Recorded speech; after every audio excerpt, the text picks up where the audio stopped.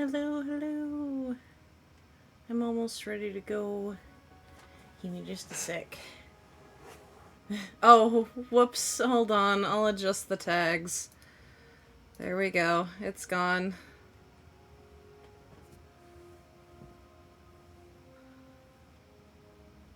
Alright. So I don't know how effective my teaching will be, really, but we're gonna do our best and see what we can do.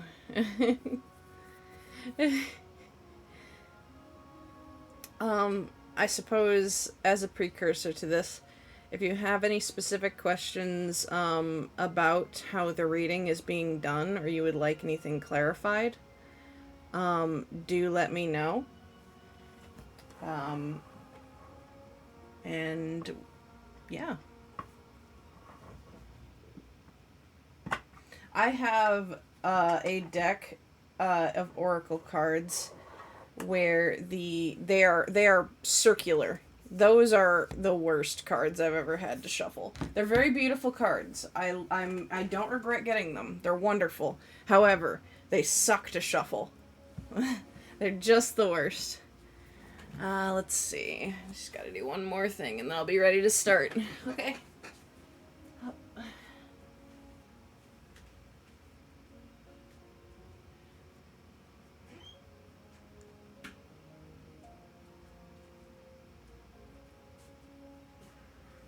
And then doot doot doot doot doot. Yes, I will. That is part of the setup. Actually, when I do get to the chatting screen, I'm going to have to figure out where chat is gonna go. Hello, welcome back, welcome back.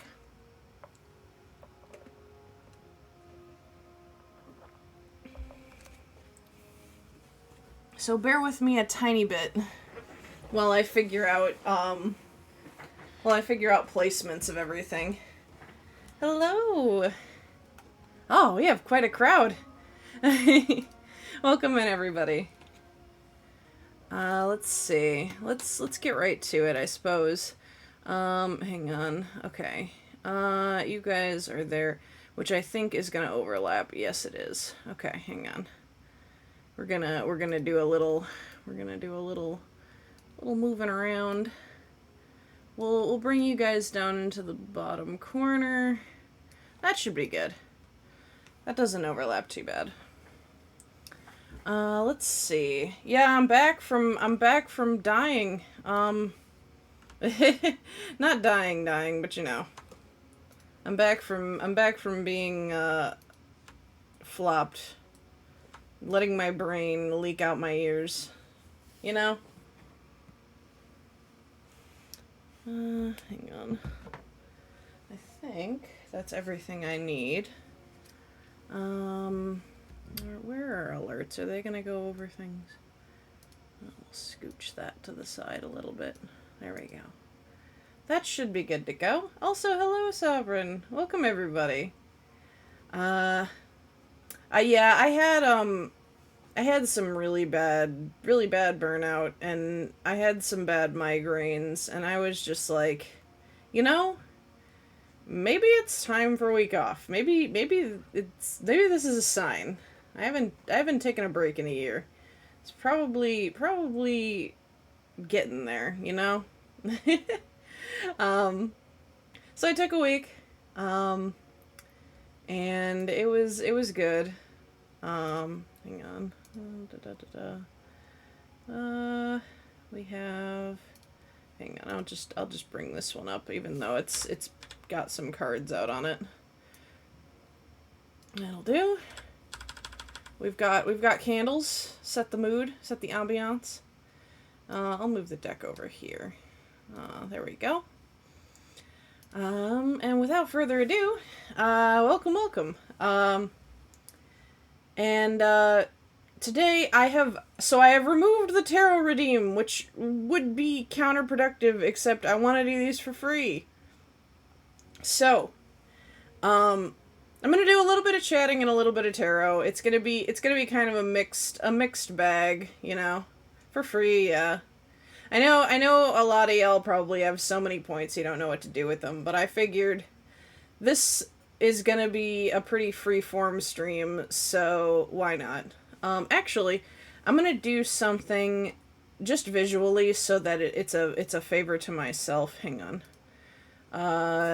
Q. Q. That's way too big.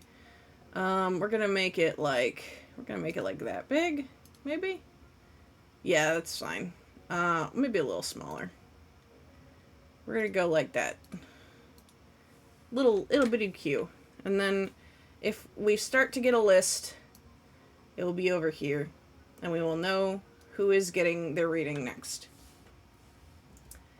So, I guess, oh, how does this work? Okay.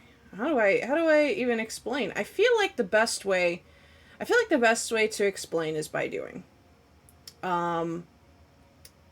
So you already know what I'm going to ask? Oh, is it about Honkai? Or yeah, fair enough. I suppose, well, I guess, so, I guess to explain, you can have a question or you cannot. Like, you could just say, hey, like, tell me what the cards want to tell me, and I'll pull 3, and we'll spin a yarn for you, That is something I can do. And, hang on, sorry, that was important. So yeah, let's see, I suppose I can begin kind of just, since nobody has really jumped on it, I'll just start by doing one for myself. And we'll have that as a little demo. I'm partly doing this because divination is very fun. It is something that I enjoy very much. And I just kind of like to do it. And also Porku has gotten a deck. So I want to have a little teachable moment stream, I guess. Oh, hello, Laza. Welcome. Do let me know if I ever butcher the pronunciation of your name, or if you have things that you would prefer to be called by. Let's see. Yeah, like, I tend to, like, sometimes just operate on just, like, okay, spin me, whatever. Okay, so let's bring up, let's do this in order. Multius first. Then we have and then we have Porku. Yeah. If you would like, I can pop you in. I can pop you in the queue if you have any questions or any inquiries. Job reading. Let's do that, and then general. I guess I'll still do my own first. General and gotcha. And then, would you like a general reading, or would you like a particular question? And that will be that'll be order for now. Okay, hang on. Let's see. We'll put you in there too. Let's see. All right. Let's see. General, please. Okay. All right. So, with the general reading, there's a lot more of like kind of off the cuff improvisation. I'm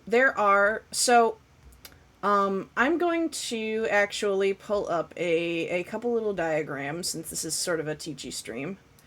And I would like to explain a couple of concepts. Let's see. I need like an image for this. Let's say we're gonna do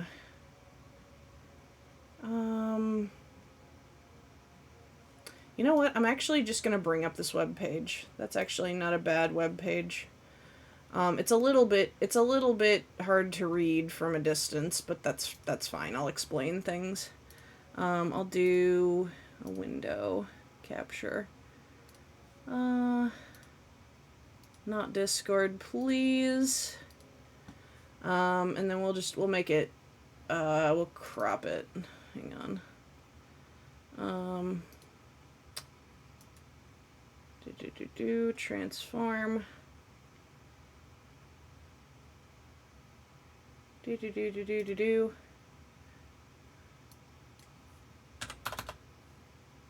That's good enough. We'll bring it down under my model.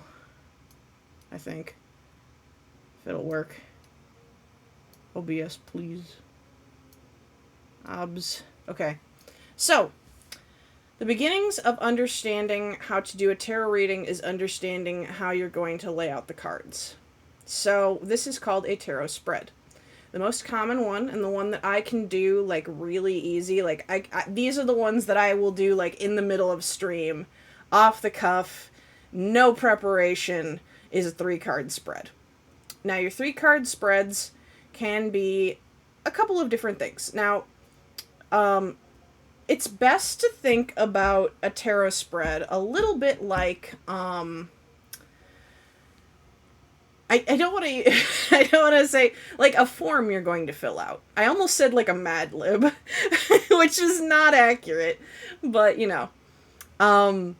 So basically, in a typical reading, now this is actually kind of a bad example because I do a lot more ad-libbing than this with my 3 cards. But typically, like, basically you put out your query and you basically give it some blanks to fill. So let's say you're doing a 3-card, and the most common one that I've seen done is past, present, future. So your first card would be the things from the past that are relevant to your query. The middle card will be things that are currently happening that will be relevant to your query. And the third card will be things from the future. Pretty easy to figure out, yeah? And that's, like, it's really open-ended, but it is on purpose. So you can kind of fit it to a lot of different kinds of questions. You know? That's kind of the desired thing with a tarot spread, is you don't want it to be necessarily too specific if you're making a spread. Now, that's like, I don't know, like, it's a little, I don't know, it's not necessarily one size fits all. You can have spreads that are more specific, like, I mean, if we want to get into some other examples, like, let's see, we have, these are just like additional exposition, for focused question, this is like the big kahuna that I usually do. The Celtic Cross is like when I want to sit down and have like an hour session with somebody and I'm like, all right, let's talk about your life. This is what I usually bust out. But like there's things like tarot spreads for love. There are things like, I usually do a simplified version of this. I usually do a 5-card version of this. Which basically comes down to one side of it is yourself, the other side of it is the other person in the query or other people, and then there are things that are like uniting forces, what draws you together, what the strengths and weaknesses are, like kind of the general, like if you go without changing your current course in any way, how are things really going to go for you guys, you know, things like that. There's all sorts of things. There's things for mental healing, like all sorts of things. You could get really like eclectic with like astrological shit. Just like way like all over the place. There's like basically a tarot spread for anything, and you can make your own. Like you can be like, none of this stuff fits. I would like to make this, you know. And you could just kind of make it happen. It's all a canvas, you know. Radu's wheel is used to basically it's kind of like a full body dissection. Radu's wheel is a spread that uses every single card in the tarot deck. Every suit, every bit of the major arcana, everything. It is broken up into quadrants. It takes like 16 hours to read. I've never done Radu's wheel before. I would bring snacks if I was going to do that. But yeah. I'm happy to take this as a stream to teach you as well. Let's add Zix to the list really quick before I get started on proper readings. Zix, but did you die? Okay. Okay. Suffering from success? How so? I'm not sure if I follow. Okay. So, let me just get this all up and is that all currently still looking good? Okay. So we will I have like a digital deck. I have physical ones as well. Most people prefer to do a physical deck, but honestly, as long as there is an element of randomness to it, I find that the vibes still work just as well. So I'm going to do just a general 3-card reading for myself. Let's see. So, now I've got, let's say we're going to do past, present, future. We have our 3 cards. Now we are going to, let's say, you know, I'm going to pretend I'm totally new at this. Oh God, please. Stop it, Tabletop Sim. I just want to, like, you know, learn how to read these. Usually, your tarot deck will come with a nifty little guidebook that will have basically general vibes of the cards. So, my first card here that I've pulled is the Daughter of Cups. The Daughter of Cups is, I would call this a person card. Usually, these take the form of, my deck does son, daughter, mother, father, but most conventional tarot decks will do king, queen, knight, page. Basically the same thing, it's just naming difference. When I pull a person card, usually, and not always, I tend to read these as this is relevant to a specific person in your life or these specific traits of yourself. Like, these are not like vibes off in the air or things that will happen. These are someone. So the Daughter of Cups is someone who is very creative and emotional and romantic. She's a big dreamer, you know, but she might be kind of naive. So I have that in the past. So I might say, like, okay, do I know anybody in my life that fits that description? I would say my younger self really fits that description. I was constantly daydreaming to the point of my own, like, detriment, basically. Yeah, page equals daughter, knight equals son. It's basically the same thing. Oh! Thank you for the gift, whoever you are. It's very generous. Let's see. Then we've got the 5 of Swords, the present, which is actually kind of spooky because I just had like a mental health break about feeling really bad. The 5 of Swords is a card of self-destructive behavior. The 5 of Swords is usually, like, it's not downfall from outside, it's downfall from inside. So, I'm currently paying very close attention to my mental health. I'm currently very aware of, like where I'm at and like what what problems in my life are kind of making that internal landscape pretty rough. So that's saying that is the focal point here of like what is important. And that's true. And for the last card, I have pulled my favorite card, the Three of Cups. The Three of Cups is a card about your best friends. It's about the people that you hang out with, not out of obligation, not out of anything other than wanting to.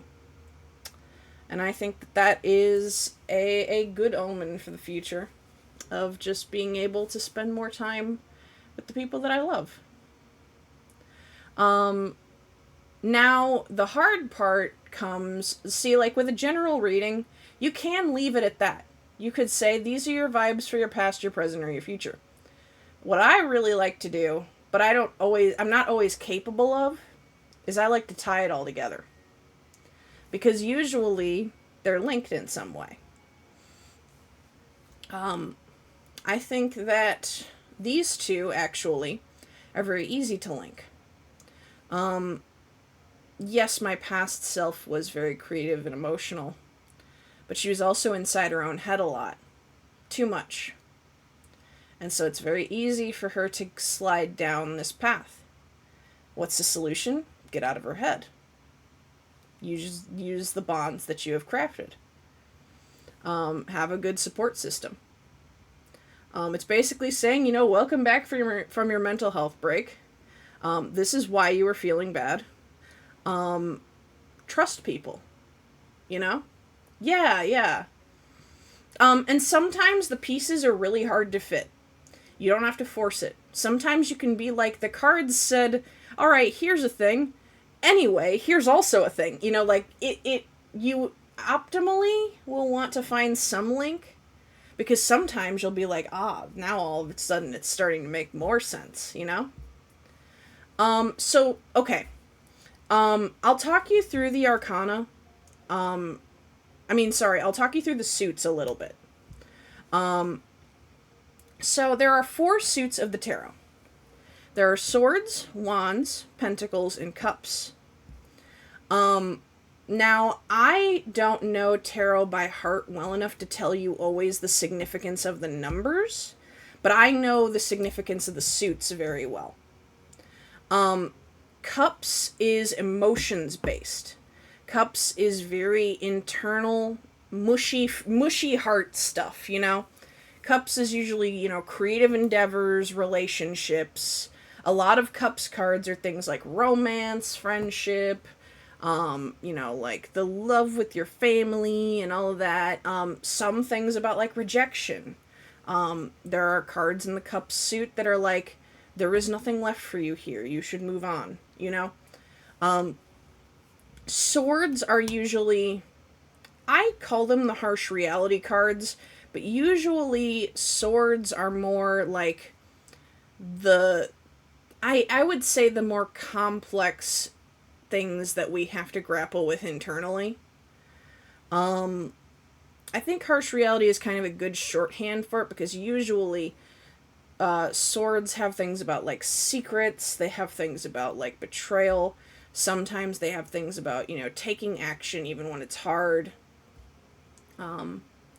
Sometimes they can be about overcoming, They do. Pentacles, I usually believe, are things that are concrete, measurable. Pentacles are usually simplified down to money cards, but I tend to think of it as a little bit broader than that. But they are usually physical, earthly things. It's usually like, how stable do you feel? How is your environment? How are your surroundings? What are you doing with the things that you have? Some of that can be, a little bit more eclectic, but yeah, pentacles, coins, usually I see pentacles, but, I usually, I sometimes see rings. It's same thing, Usually it's something golden, shiny, and circular. And last but not least, wands. No, not tentacles, pentacles. Like the little star thing that is usually seen in pagan ideology. Where's a pentacles card? Oh wait, there he is. How do I zoom this in? This thing up in the moon. A little star, that's a pentacle. Yeah. Let's see. So, and wands, I tend to think of them as the ideas cards, the thoughts cards. They could be academic, they can be ideas that you have about a passion project. Usually, they are the exertion of mental will in some way. God, why is Tabletop Sim so finicky right now? The Zoom is not getting along with me today. Yeah, thoughts and prayers, you know? Yeah, like pentagram, pentacle. That is correct. That is correct. I don't do a ton of, like, elemental-driven work myself, so I don't necessarily always think about the, like, I don't necessarily think about the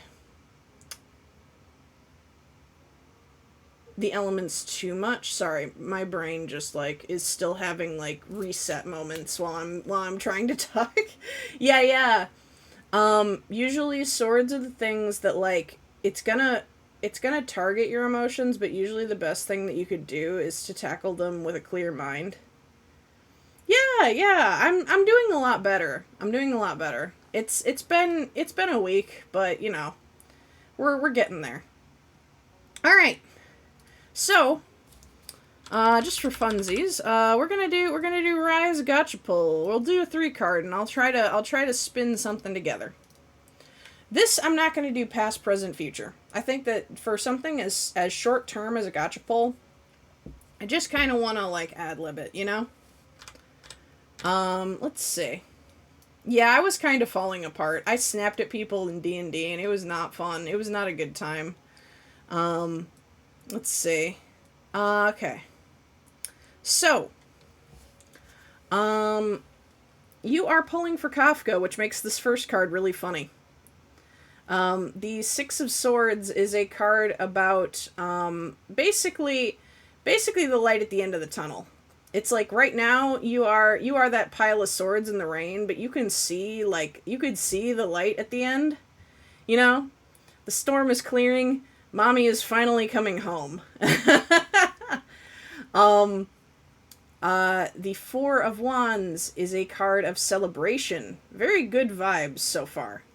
It's gonna be cool. It's gonna be pretty straightforward, you know, bada bing. The Four of Cups, however, is a card of greed and discontent. It is a card of having something and wanting more. Don't get too big for your britches. You're probably gonna pull what you want, and you're probably gonna think to yourself, this could be better. She could have a ranged attack on the main field. And just be happy you got her, man. That's what I've pulled from this.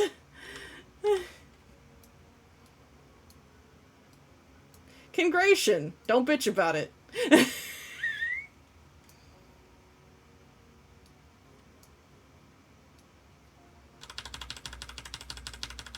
Let's see. Alright, so we've got these two done. I will just scooch this list up and make it smaller. Oh yeah, warnings happen quite a bit. But I tend to try to spin them as guidance. So, like, usually I don't see tarot as an unchangeable future. I don't believe in divination in that sense. There is, in my strong opinion, I don't believe in determinism, which is really funny considering I like fortune telling so much. But I tend to view this as a assessment of current state and things to consider when moving forward, if you would like to change your fate. I think that these things are constantly fluid and changing. I feel very, very strongly about that. So never, ever, ever take what I am telling you as a hard, concrete, inescapable truth. That is the one thing that I would want you to take from this most of all. No matter how much, these things might make meaningful breakthroughs, always think of them as fluid and changing. I kind of think of tarot as kind of discount therapy, because really what the cards are is they're prompts. They give you like vague vibes and then you put together what they mean. Like if I pull, I don't know, the King of Pentacles, I'm going to think of a totally different guy than if you pull the King of Pentacles. So like it's all kind of like your own interpretation and your own meaning, which really is just pulled from yourself anyway. Is kind of what's being read. It's just telling you, hey, take a second to focus on this thing that you're thinking about. Why is it important? Why is it in your life? What is it doing to your life? And those things can be very healing. Sometimes those things can affect what direction you move in your future. But sometimes it's just like, man, I'm really mad at this person and I would like to get some things off of my chest. And then you sit there and you think about it for a bit and then you've got it off your chest. It's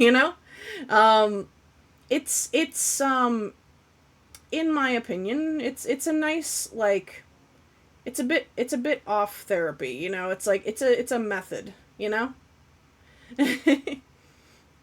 I think that with, I was a psychology major in college. Any kind of therapy is going to depend on the person that's receiving it. Certain methods are going to work better for certain people. This works well for me because I like to have an internal dialogue. I like to talk to myself a lot. But it's kind of weird to do that with no direction. And often, if I do it with no direction, I just spiral into directionless worry. And all I do is I think about the same thing over and over and over again.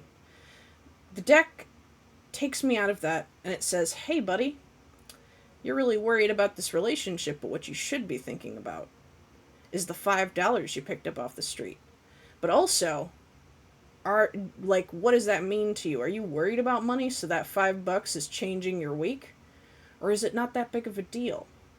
And what does that mean to you? What does stability mean to you? Ow! Thank you for the fish!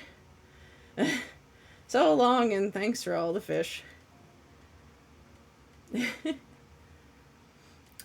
I don't want to get too much into spiritual... Ow! I don't want to get too much into, like, my own spirituality, because I'm gonna be honest, I don't necessarily fully know where I'm at on all of that. But I tend to believe that, the nature of the universe is kind of like the story of the blind man and the elephant. We can understand pieces of it, but it's a little hard for us to get, how do I say this? The full picture, Oh, yeah, by all means, play around with their idioms. Yeah, fish and knife, I've got things for sushi. Hello, darkness, Hello! Let's see, we've got a general reading for multi. We'll get into that now. Let's see, we'll do a couple shuffles. And we'll do 1, we'll do 2, we'll do 3. And if you guys want, like, later on, I'll try some other spreads and stuff. If we have time. But I wanna get through everybody's, so I'm doing 3 cards for now. Let's see. This last one I don't know by heart, so let me... And there's never any shame in having to look things up. Like, I've been doing this for years, and every now and then I draw a card, and I'm like, what the hell are you, So I have to, let's see. You got two person cards, which is interesting. That's common, but like I always kind of like stumble on how person cards interact with one another. Um the two people that I'm seeing in your life, these two are they're not opposites, but they are rather different people. The Son of Wands is a very charismatic person. He's charismatic to the point that you kind of have to worry about him a little bit. Like it's he might have good intentions at heart, but if he doesn't, he could be a very good liar. Um, if he has good intentions at heart, though, he can be very charming. And now I'm using he because I see like Son of Swords, or rather, I'm seeing Son of Wands. Um, do not do not think strictly on the pronouns here. This can be um this can be like somebody of any gender persuasion. It can be multiple people. It could be like an organization. That's just like me kind of doing a little teachable moment there. Um, Usually these cards have like a vague masculine and feminine energy, so like it's a vibe, but like don't take it as gospel, you know? Um so um I'm going to skip the moon for a second and go to the Son of Pentacles. The Son of Pentacles, on the other hand, he's not necessarily so charismatic, but he's really, really steadfastly loyal. When you're around the Son of Pentacles, you intrinsically feel really safe. Um, and he's he's working hard to create stability.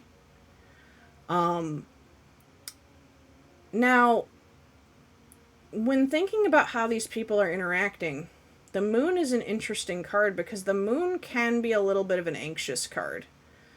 Um, the moon can be intuition and like you kind of seeing where the future is going, but the moon isn't always so straightforward. Sometimes the moon is a card about deep anxiety that isn't always based in truth. Hello, Doc. Hope you're having a good day. I'm doing a little bit of teaching today, so I hope you have fun listening. Let's see.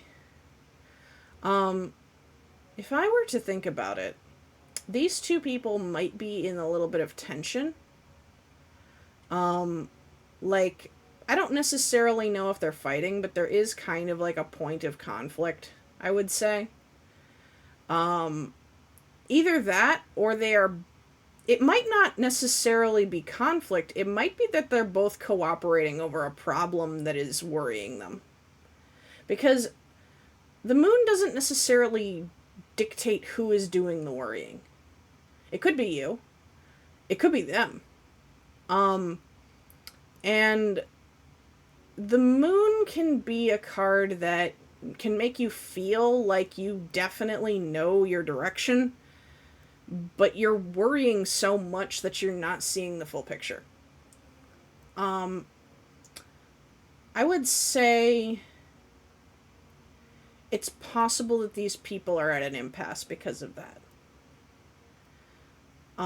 Or they might just be at a point in the process.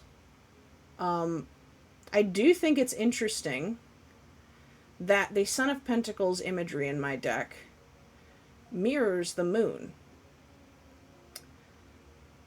I get vibes that this person, at least the Son of Pentacles side of things, is more worrying about how this particular problem might affect the overall stability, like of things in their life. Maybe they're like, maybe they think they might lose their job or something similar to that. Um, Son of Wands might be trying to help them get through that. This is all conjecture and guessing. Um, things of that nature. Now, these might be coincidence, but I just think that's a little bit of a spooky little parallel there. I do think that this is something that is weighing heavy on their minds. Um, and I think that's what I've got for that.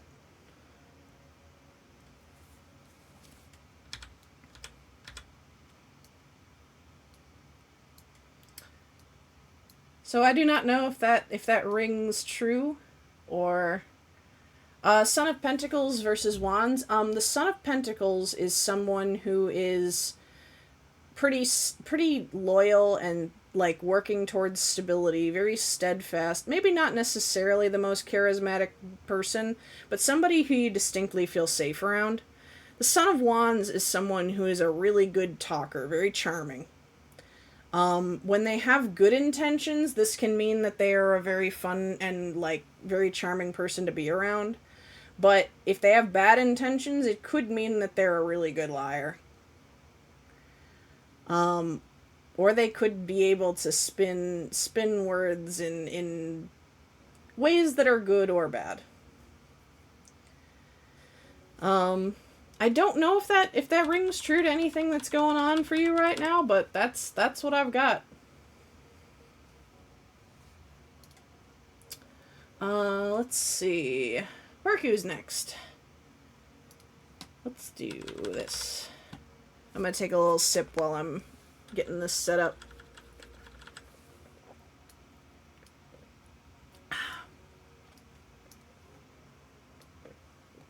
Alright, job stuff.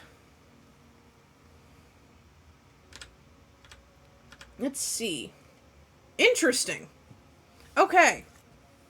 You know, I said a job reading, but these are all pretty different cards in terms of their, like, general vibes. Okay. I'm gonna take these separately and then see if I can tie them together. Okay. The Lovers... Sometimes the Lovers is exactly what it says on the tin. But usually I tend to read it a little bit more broadly. The Lovers is a card of deep trust and respect. This can be towards a singular person. This can be towards a cause. This can be towards a group. But the Lovers is usually a card of social harmony. If there are people that you are getting along with surrounding your job or at your job, this is saying that this is probably very important to you right now. It might be that finding these people might be very important moving forward. The Father of Pentacles is taking a little bit of a different approach. The Father of Pentacles is another person card that is... So the Fathers, the King cards, tend to be people who have a mastery of their suit. So the Father of Pentacles is very steady, very gentle. Maybe to the point of seeming like a very boring person. But this is somebody who is really, really entrepreneurial and diligent. This is somebody who is putting stability first. Which can make him, like, for example, he could be a really good family man. He could be a really good boss. It's somebody who's really, really level-headed. The Three of Swords, however, is a card that I tend to worry when I draw a little bit. Because it tends to mean that something is going on behind the scenes that you don't know about that threatens instability. With a new job, I tend to take this pretty on its face, is the worry about literally, like, how stable you will be in your job, you know? Right now in these beginning phases, you may have growing pains. You may have things that you feel like you don't know if you can do this. And the Three of Swords is that lingering doubt. And I think that it is, when it comes up in a reading like this, important to consider those doubts. Sometimes they can be betrayals. Maybe you have good people at your work, but maybe you have some people who are absolute dicks.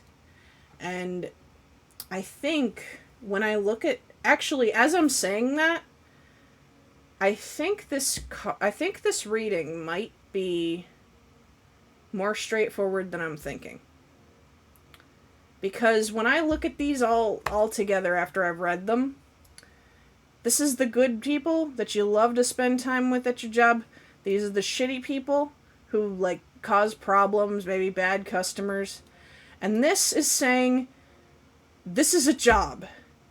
At the end of the day, you are coming home with your paycheck, and you don't have to worry about this or this at all. Like, now, actually, for me to say you don't have to worry about this or this at all is probably false. I would say it is more like, well, it could be that. Or it could be that both of these things are a factor in learning to build your own stability. You know? Learning how to deal with the good and the bad is part of making yourself feel more capable of moving forward in careers in the future. Things like that. If you haven't had any Three of Swords people yet, it might be more internal. Might be things that have caused you anxiety. Yeah. Honestly, this might just be acknowledging that and letting it be, you know? It may be just that it's acknowledging, like, hey, you are in these beginning stages. Yeah, it might not be referring to a person. Like I said, it might be internal. It might just be like OBS is doing something funky. Hang on, sorry. My OBS is having a moment. Did the stream just flicker for any of you guys? Sorry.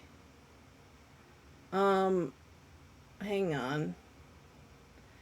It looks fine now.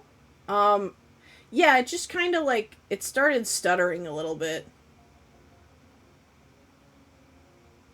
Okay, I think we're good. Yeah, no worries, no worries. That's my, I guess that's my internet's bad. Yeah. But yeah, I was saying, like, yeah, it might be more internal. It might be just worries, you know? This is still fairly new. And it might be just acknowledging that that's a part of the mental landscape. Stresses are a thing. But having these two things can combat that, you know?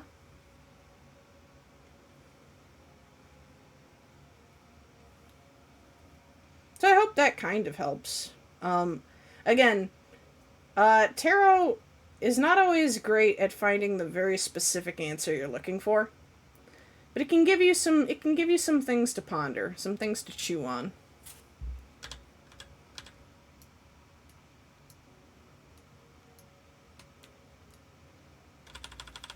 Let's see, who's next?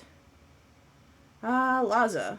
If you are still here, we're doing you next. Let's see. Do. Alright.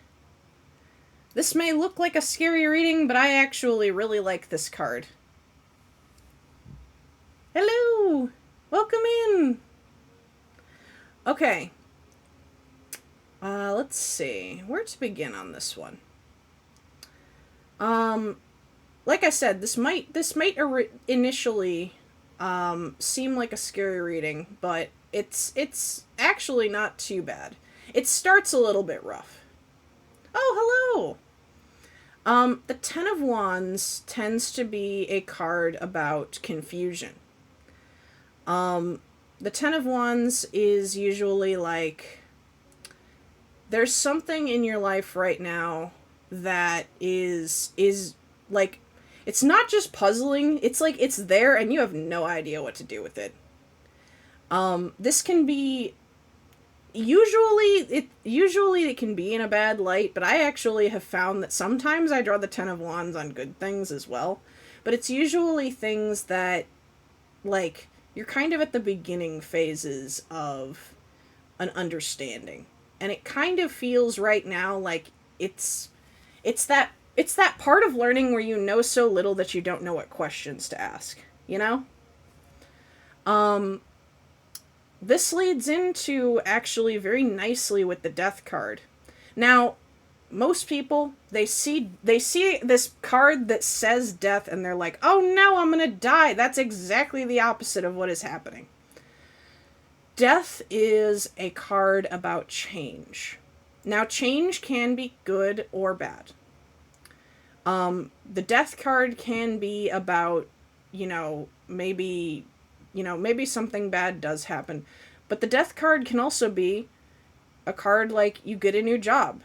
That's death. You get married. That's death. Your life changes in a major way such that you come out the other side significantly different than where you started. It is something that, like, it's enough of a change to alter your daily routine. That's basically what the death card is. Yeah, the death of old habits, exactly. Um, Typically, humans don't love change, you know? Um, humans tend to not adore change. It makes us anxious. So usually when I see the scary imagery of death, I think that it rings a little bit true. Is like, yeah, initially this is gonna feel like it might be a bad or scary thing. But usually it's just a metamorphosis. Um and you're just in it. You're just moving forward. You're just becoming what you will be at the end of the change. And last but not least, a very nice card to cap this off with is the Six of Pentacles. The Six of Pentacles here, it shows this like plant with fruits starting to bloom on it, you know? They're starting to form. They might be a little underripe right now, but they're growing, they look healthy. And that's exactly what is happening is right now you have sown the seeds, and like it's basically saying like you can kind of see the rewards that you're going to reap. And they're there and they're growing well. The Six of Pentacles is one of the more optimistic cards in the deck. It's saying, you know, with due diligence, what you are doing is going to pay off. Which this is a very straightforward reading for me right now. It's telling me like right now, you don't know how things are going to turn out. You're learning a lot really fast. It's really overwhelming. And this reading is kind of patting you on the back and saying, yeah, it is hard. And that's okay. Sometimes parts of life are hard. And that's a part of what they are. Because they're a part of you changing and growing. And at the end of it, there is something good waiting for you. You will feel like it was worth it. So that's what I got. Hello. Yeah. If you would like a reading, Finn, do let me know. I'm happy to have you here. Oh, sorry. This tabletop sim has not been getting along with me in terms of the zoom, so please forgive the sudden camera shakes that are happening every now and again when I try to move things. Let's see. Who is next? Let's see. Dark Soul. Let's squish the queue down so I don't forget where I am. And now we will do another. Let's see. 1, 2, 3. Okay. Let me double check the meaning on one of these. Four of Pentacles I always forget. I draw it a lot and I always have to look it up. Okay. Um, this is actually also a very straightforward thing. Um, so the Chariot is a favorite card of mine. The Chariot is very like, I guess to simplify it a little bit, it kind of is like a David and Goliath card. It's like you're fighting against odds that feel like they're going to beat you, but with your work you can be the one who prevails. Um the Chariot is very like, I like to call it like the lighting the fire under the underdog's ass card. You know, like it's time to go. You know, like we could do it, you know? Um so if you're currently feeling very challenged by something in your life, I do think that this is telling you like, yes, like let's go, baby.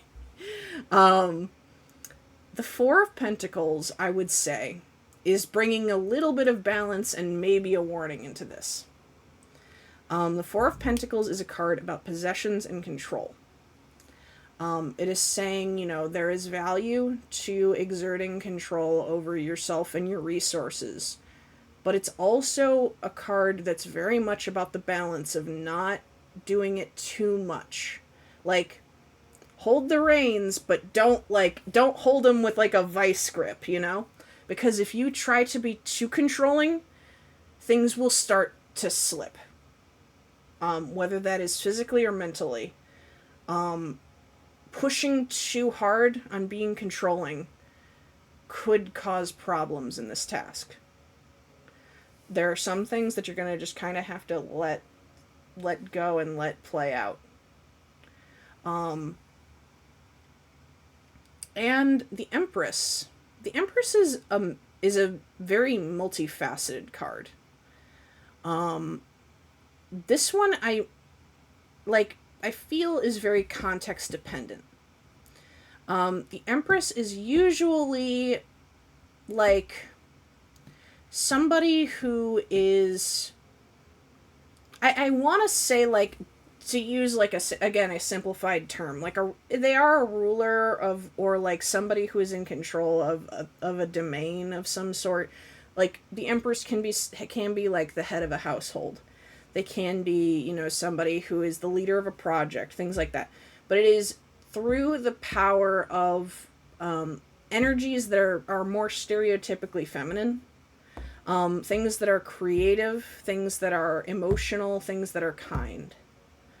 Um, the Empress is saying to, like, think of the power that, like, the relationships that you have with others or the emotional energy that you exert is having, which I think fits in very nicely with the Four of Pentacles.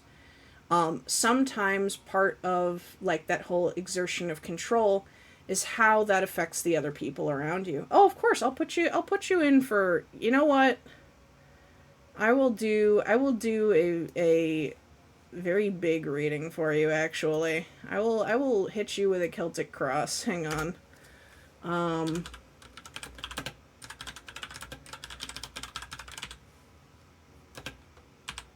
Winky face. Oh, damn it. There we go. um um so I tend to say, you know, like, you know, thinking about those things is going to have a practical application. Things like that. Um so I think, all told, I think this challenge is one that you can't necessarily tackle alone. Or if you do, you're going to have to take very good care of yourself. Um, like, if this is something that you are doing solo, you're going to have to kind of tackle it by treating yourself kind of with the kindness that you would give to others, you know? But if there are other people involved, um, considering, considering where they're at is going to make a big difference in how well they will be able to help you. Um, keep yourself, keep your head high, keep yourself dignified, but keep yourself empathetic.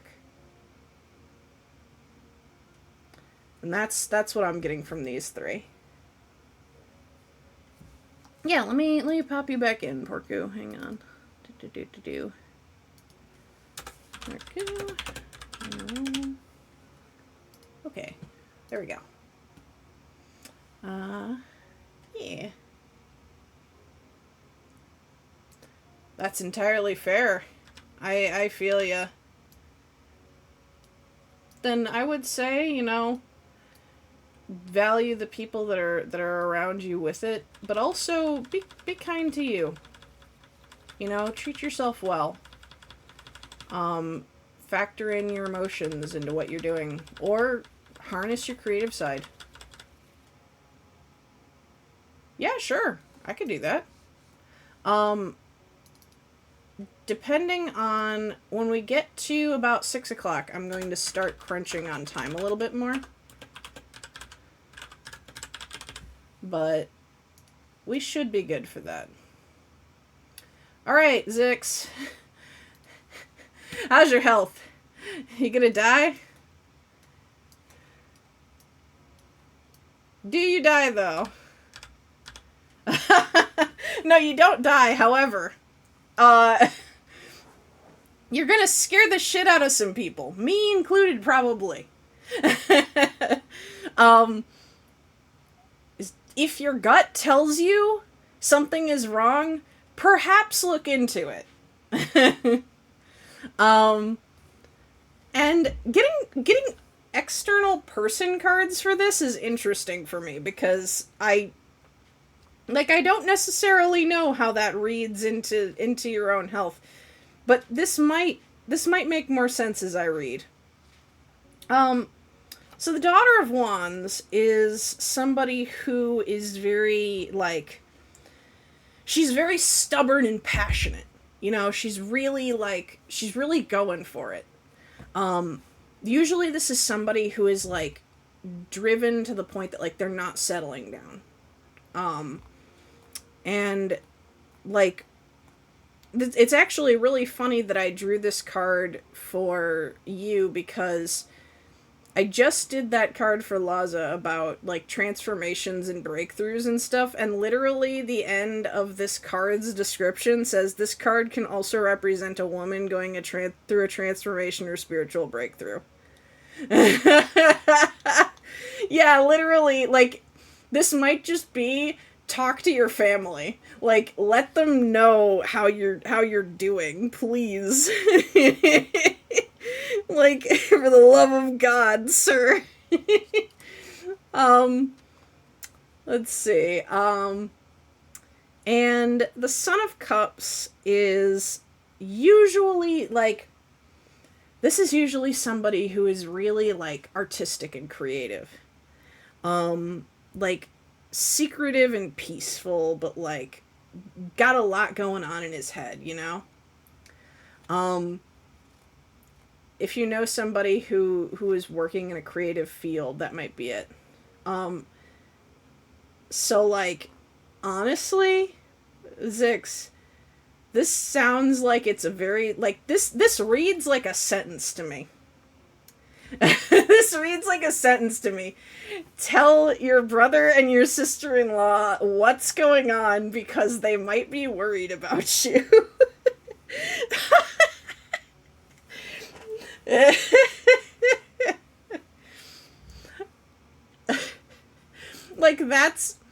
This reads like there's no mystique, there's no hidden meanings, this is just a sentence. It's so straightforward, it hurts.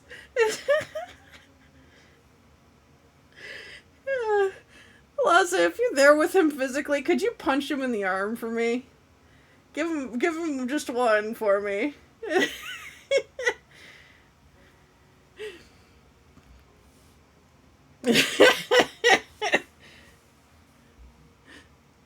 Excellent. Thank you.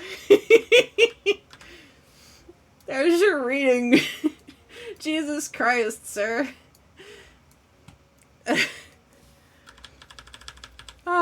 Let's see. Honor. Your turn. Let's see what's up with Honor.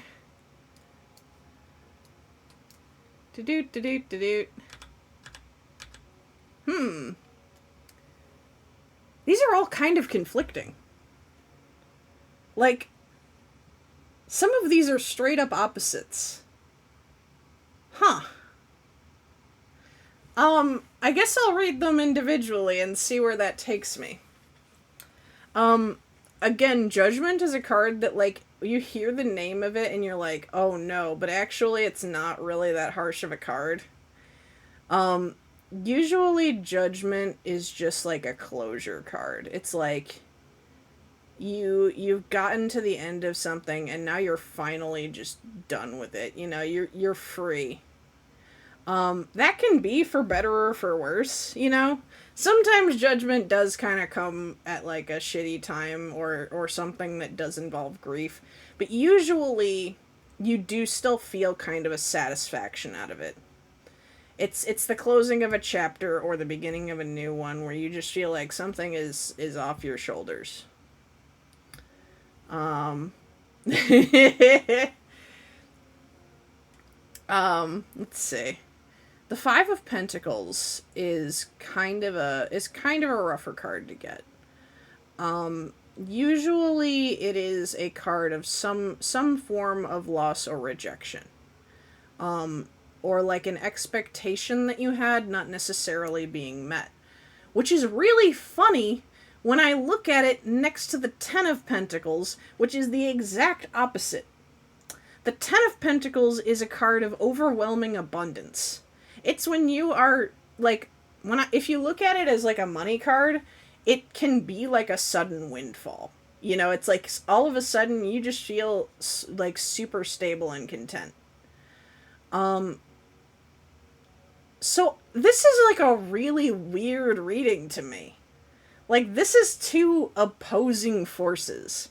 This is, like, you're gonna lose something, but you're gonna get something?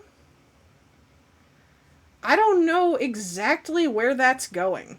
Tell me if this is feeling anything at all to you. I'm confused. It's very charged, you know? Like, it's very, like, pulled in different directions.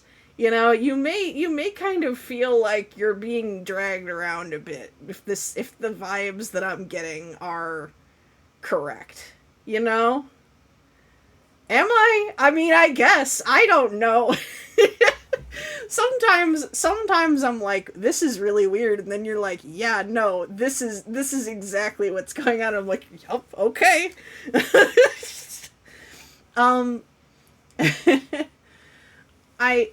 I guess if I were to tie it all together, it's just kind of, it's swings and roundabouts, baby. You know, you take what you can get and you let go what you gotta. All right, I do need a drink really bad, so I'm gonna take that chat and forced break, and I'm gonna get a big stretch in. Ugh.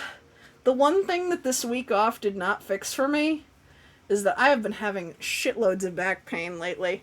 Just real bad. And I've been trying to figure out how to deal with it.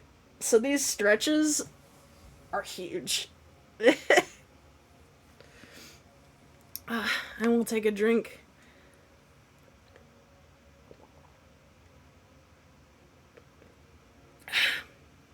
I went to Wendy's earlier today. So I got that big fat fountain Coke. It's good. It's yummy. But yeah, I don't know how much more I can say on this one because I don't really know where the specifics are. But it's definitely an emotionally charged one. I guess I hope you're doing good. do let me know if anything is going rough. Yeah, I've been doing one thing that's really helped is when I lay down to go to bed at night, I do these really big hip twists, you know? I just like contort my body like a pretzel.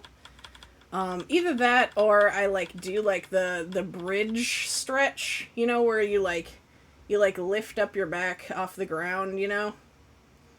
That helps me a lot. I think it's sciatica, so that bottom nerve is really where it's getting me, you know? Um, oh to be invertebrate like my model. Well, not invertebrate. She's got a spine, but oh to not have hips, you know? Let's see. Who was next? Who was next? Oh, okay, Celtic Cross. Okay. I'm actually gonna need to pull up a reference for this just so that I don't fuck it up. Cause it's been a while since I've done one of these.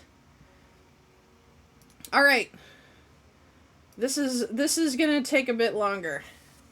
So I'm gonna stretch out my arms a bit and oh, hang on. I'll put on my witch hat per request. Hang on.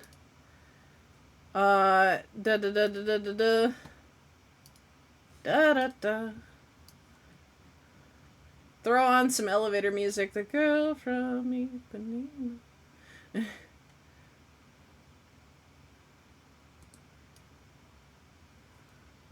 Needs to be a little bigger. There we go. That's a little better. That's what I'm talking about. Alright. We're back. It's gonna be a little bouncy, but that's fine. Let's see. Alright, Celtic Cross, baby. This is going to be an exhaustive 10 card spread. Let me make sure I get the order right on this. Is the first one sideways or is that one sideways? Alright. We got 1, 2. We got 3, 4, 5. We're gonna move the candles. We're gonna need the space. Then we've got 6, 7, 8, 9, 10. This is the Celtic Cross, baby! Let's go! It is a super cool hat, right? Let's see. Let's see. So, the first card and the second card kind of go together, and that's why they are placed like this, you know, all squished together like that. I will be kind of reading them in an order, and then we'll try to smash them together. The first card is just like a general like present vibes, you know, where you're at. And then the second card is like the challenges that are plaguing you right now. The things that are bugging you maybe, or it might be the things that you want to achieve. Challenge doesn't necessarily always mean bad. But this is this second card is a little bit more of like the objective thing that we're looking to like maybe solve or maybe like get a better understanding of through this reading. But general vibe check is the Empress. Which is, as we've said, you know, this is somebody who is perhaps like the head of a household. This is somebody who is, like, taking charge in ways that are more traditionally feminine. More creative pursuits, more emotional pursuits, things like that. Just general vibe check. You're doing some cool womanly work, and that's neat. Then our like objective, our challenge, I suppose. I don't know this one by heart, but 9 of Pentacles is pretty good vibes. So the 10 of Pentacles, oh, Well, that actually ties together really easily. This is not going to be a hard thing to solve at all. Um, the Nine of Pentacles is literally just it's a healthy and happy home. It's feeling stable. It's feeling happy altogether. It's feeling like you've got a nice stable home life.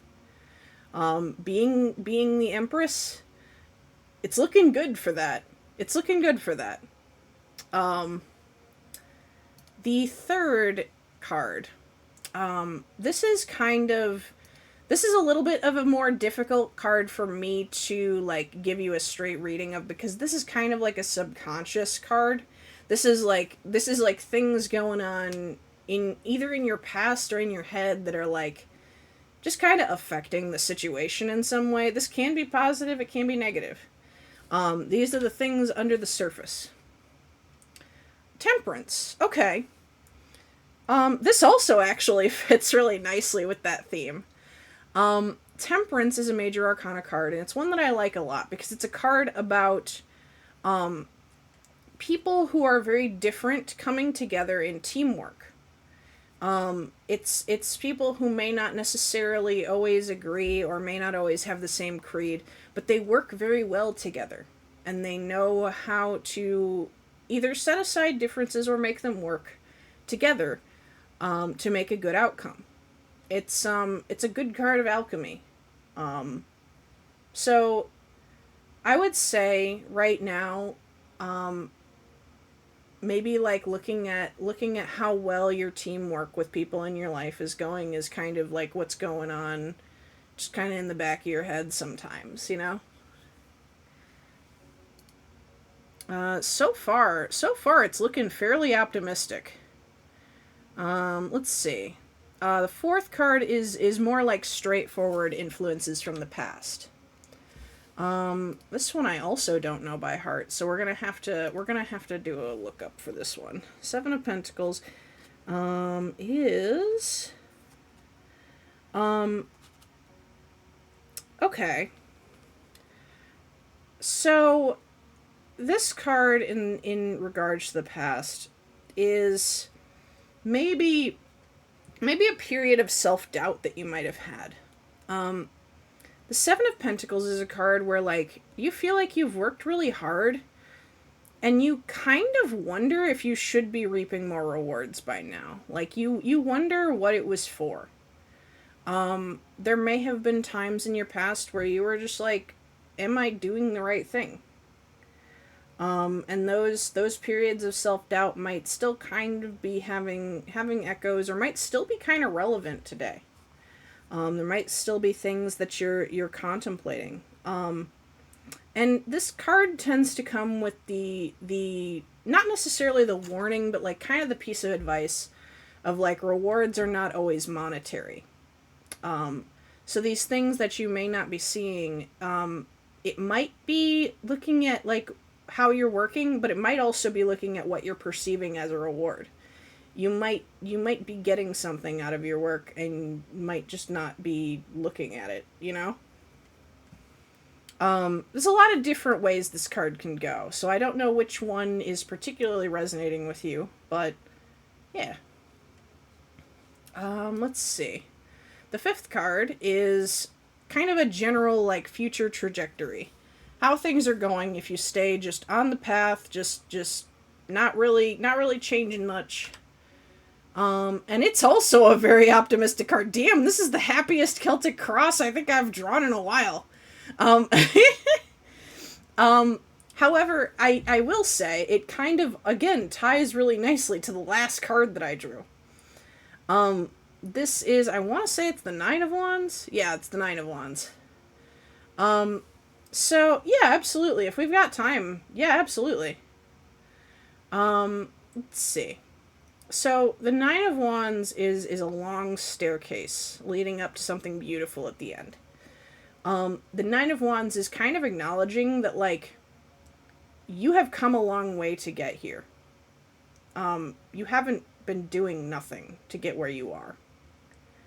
And it's kind of saying, like, since this is a future card, I would say it like right now you are still in that period of hard work. And this is kind of showing you the light at the end of the tunnel a little bit. Of like, there is, like, eventually it will feel like you've gotten somewhere. Right now, it's just kind of, you're doing the climb, and you're getting there. Let's see.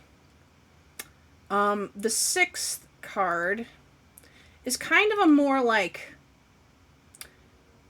it's kind of like a more like immediate card. I don't necessarily want to say like present, like it's not happening right now, but it's a little bit more like impending things. Okay. The Eight of Pentacles is kind of, it's a card that I like, but this one is the first one that I don't immediately see the connection. I like to think of the Eight of Pentacles as the craftsman's card. The Eight of Pentacles is the card that you pull when you're working on something and you are just in the zone. Like, it's usually something where, like, you might be perfectionist about it, or you might just be really passionate about it, but it is like you are working on something and you're not just wanting it to, like, you're not just like wanting it to like make do, you know, you're not just like, oh, you know, we'll get the job done. No, you want this to be good, and you are just chugging at it. So this is usually in a creative pursuit, but it could be in more straightforward work. But usually I associate this card. I think of this very much as the artists and the architects card. You know? Let's see. 7 and 8 I like to draw together. Because 7 is internal influences and 8 is external influences. Sorry about that. And I like to see how these play off of each other right away. So I'm gonna flip these two together. Okay. Internally, I would say the Son of Wands. So normally I think of this. Normally I think of like person cards as literal people in your life. So this could be you are thinking a lot about somebody who is very charming and very charismatic. It could also be that you are honing your charisma in yourself. That right now you are kind of learning to be a little bit more of a wordsmith, maybe. You're learning to kind of get a little bit more like good with people. Welcome back. And we've drawn the Five of Pentacles before, external influences. Right now, are you kind of feeling a little bit beaten down? Because the Five of Pentacles usually is kind of like a rejection or a loss of some sort, or an expectation not being met. So like right now, like from the outside, you might not necessarily feel like things are always going exactly to plan. And you might be kind of having some more moments where you're feeling more dejected. And these might be tied into the Seven of Pentacles here. You know, you might have things that like you wanted that you're realizing like life doesn't necessarily have out for you very soon. And you might be feeling a little bit bad about that. And that's fair, you know? Sometimes, you know, grief's just a part of life. So that could be a part, that could be a, something that is going to factor into, you know, your mental well-being at home. And it's good to acknowledge those things and kind of like think about how you're going to tackle them. You know, if you feel like it's a major loss, if you feel like grief about it, it may be a sign of like wanting to make some changes. But if you are not feeling, if you're feeling some loss and some disappointment, but you do kind of still feel like you're getting something out of it and you feel like it's a worthy sacrifice, this might be acknowledging the importance of feeling the weight of that sacrifice. And also feeling the joy of what you sacrificed for. It's very much like it's very much like emotions serve a purpose, you know? Um,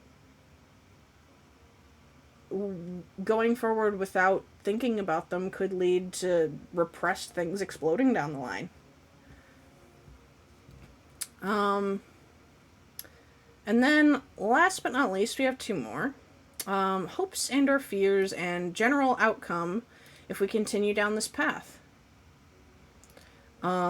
Which is similar to the future card, but um, I tend to read this card as kind of a advice to follow. Things to do to, or things to follow to reach the optimal outcome. The Mother of Pentacles. Okay. This is definitely a hopes card, especially if we are looking at the Empress and the Nine of Pentacles. I mean, the Mother of Pentacles is a very patient and loving mom, or wife or friend. It's somebody who is very attached. They're a healer. They're very loving. Sometimes to the point that they're maybe a little clingy or needy. They're very, very connected to the people that they love. And this card is acknowledging the beauty of that, but it's also kind of like acknowledging that, like, making your identity entirely around that does leave you with that open spot in your heart of like I guess finding happiness in others can be a risky business.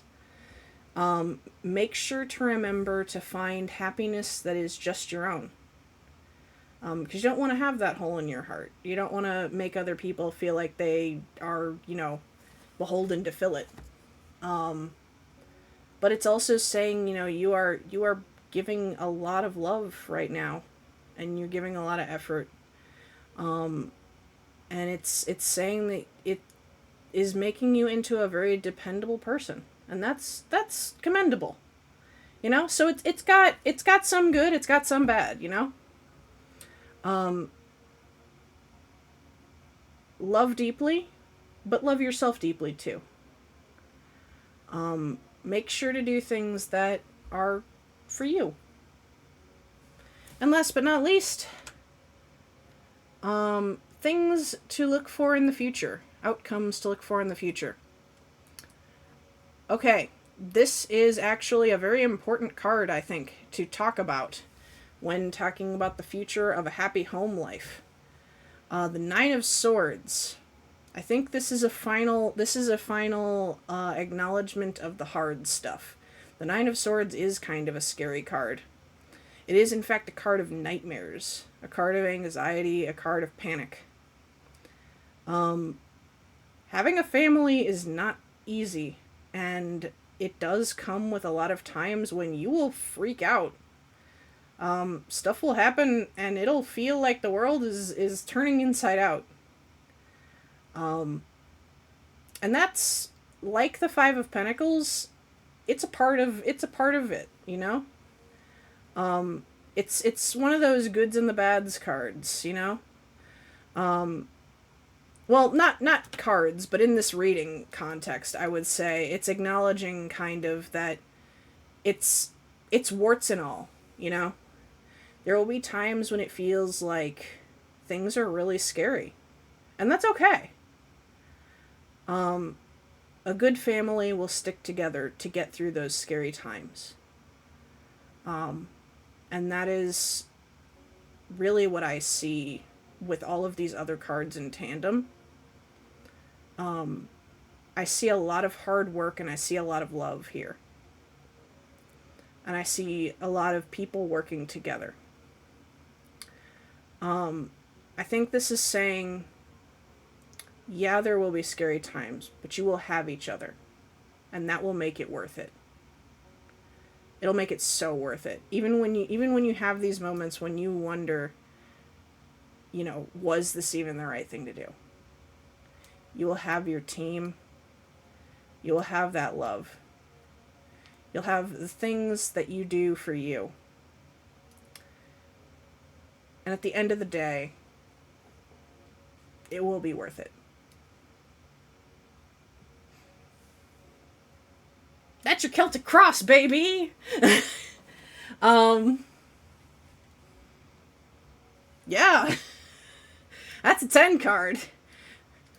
Honestly, that one spun together like easy. Just that all tied together a little too well.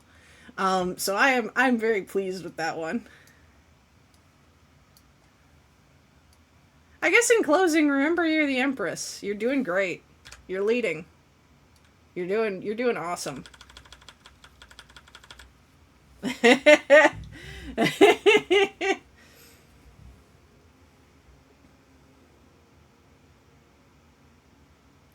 Eight of Pentacles connected to the... well, I guess we'll solve that problem when we, we'll solve that problem when we get to it. If it comes out wrong in the deck, we'll fix it. Oh, shit, did it? Did it? I don't see anything wrong on OBS. I'll type that in chat. I don't see anything weird in OBS. Yeah. So maybe it's his internet. Let's see. So I will wait on Porcu's general. Well, we'll have a Celtic Cross for multi after that, so that'll be a little bit longer. So I'll wait until Porcu's back. That gives me a second to take another drink and figure that out.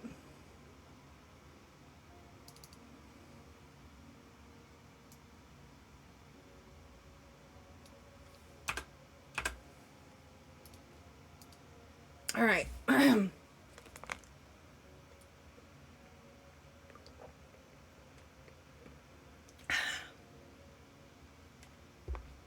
Oh, that's weird. The others have said that it has had no problems here, so I'm not really sure what would have caused that. All right. Let's see. All right. Next we've got a general for Porcu. Oh wait, I was gonna put honor in for a Celtic Cross as well. Hang on, let me do that real quick. Ba ba ba ba.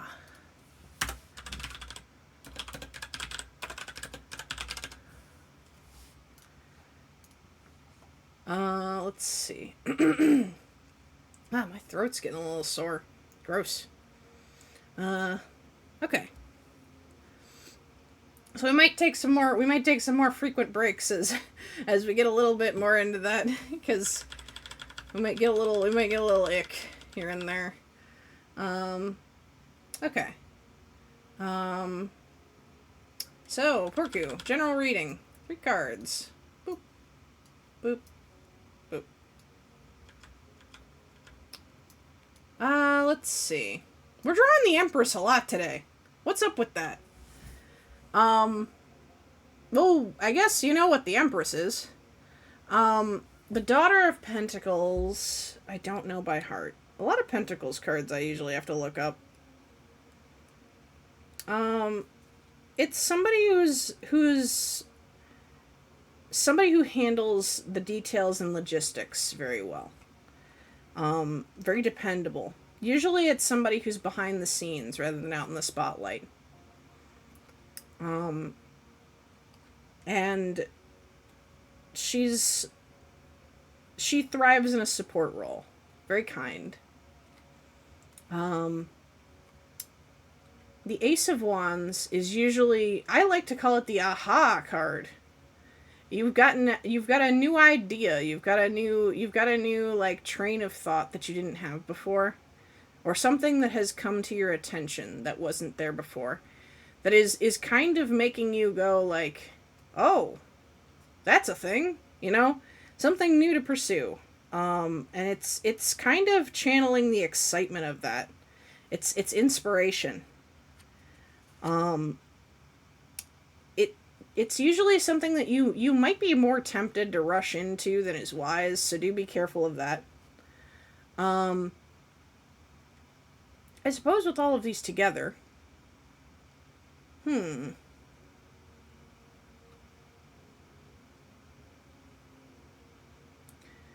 how do these tie together? I'm actually not sure about this one. A supportive person, a domestic person, and an aha moment.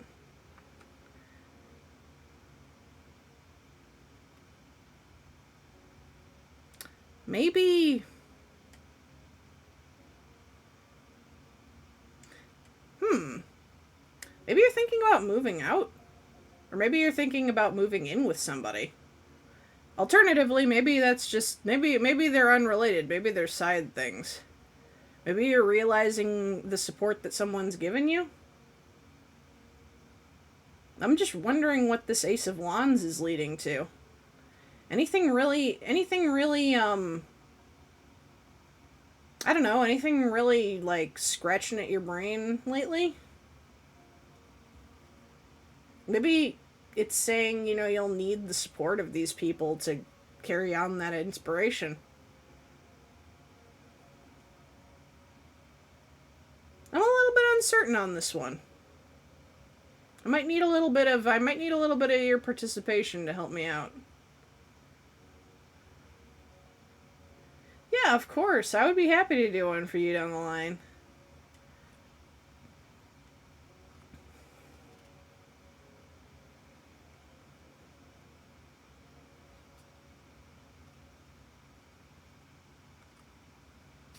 What inspires you? Well, the Empress is kind of your own mastery of feminine elements, creative elements, emotional elements. Um, like it could be someone else, but usually I tend to think the Empress is more centric on your own energy, your own emotions, your own creativity. Whereas the Daughter of Pentacles is your supportive person. You're more like person who's helping you behind the scenes.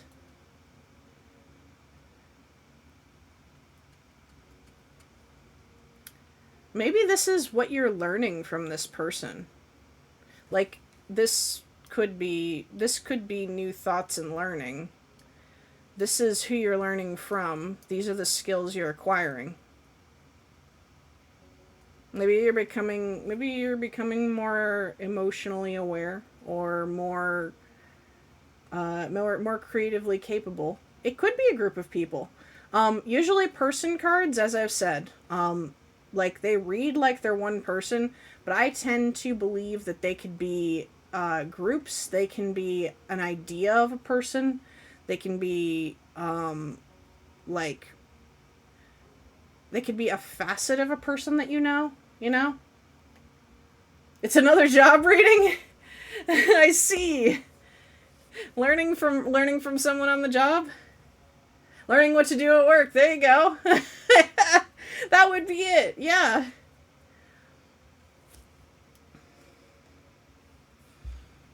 One thing that I tend to note that is interesting is of the Emperor and the Empress is the one that usually is a master of financial matters, rather than the Emperor, who is more of a disciplinary and more of a man of actions.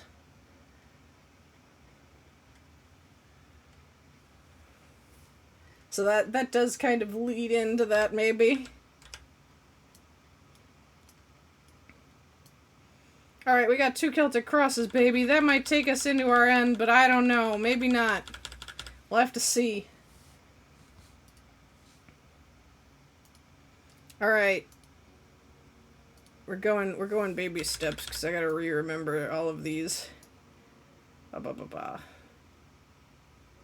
1, 2, 3, 4, 5, 6, 7, 8, 9, 10. We're gonna try to expand on this. Now, the Celtic Cross tends to kind of play by its own rhythm. The Celtic Cross picks an issue and talks about it. So there is not a guarantee that it will talk necessarily about the stuff going on with the Son of Wands and the Son of Pentacles. It might just decide that we're going off on another tangent, but we'll see. All right. Present vibe check. Two of Wands. All right. Two of Wands, very straightforward. You see the direction in front of you that you want to go. You see your path that you are striving towards, and it is just a matter of getting there. Challenge. Very fitting. Secrets kept for survival. I know what that means. No, I don't know. I don't know how much you want me to say. Yep. That's, yep. I mean,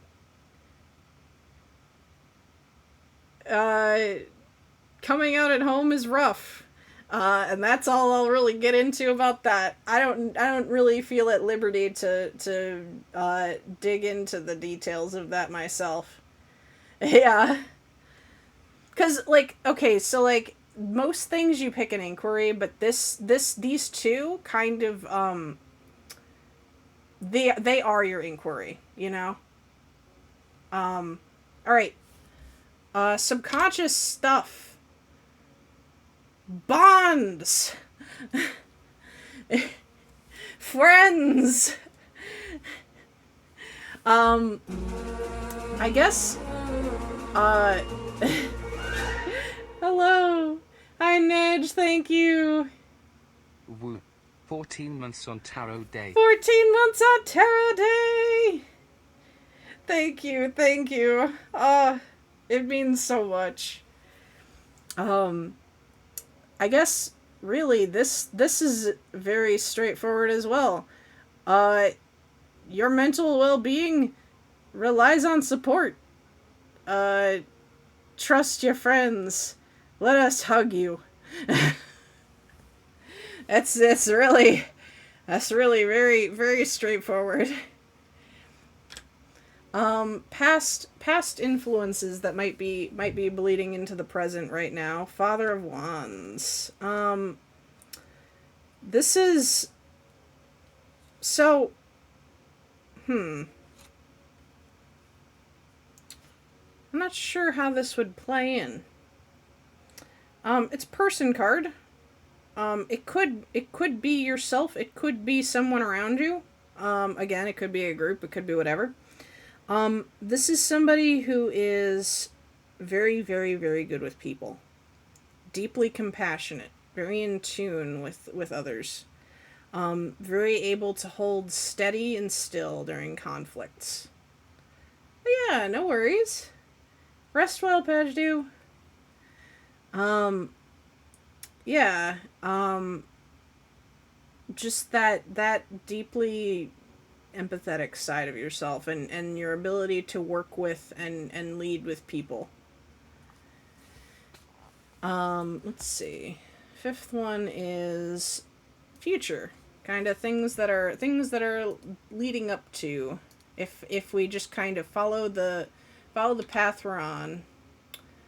Well, that's really self-explanatory with that 7. It's tower time, baby. Tower is the scariest changes. Tower is the changes where you have to give something up. Usually the tower involves grief. But as I always say with the tower, it is not all fear. Sometimes things need to be cut down for something to grow. Sometimes the ashes from the fire feed something more beautiful than was ever there before. That does not mean that the storm is not painful. And right now, I know you're in it. It's not easy. And I think this is saying it's not gonna be easy for a while. However, I think that as a future card, it is very important to see the end game and to know that this change has purpose. It is hard, but it is worth it.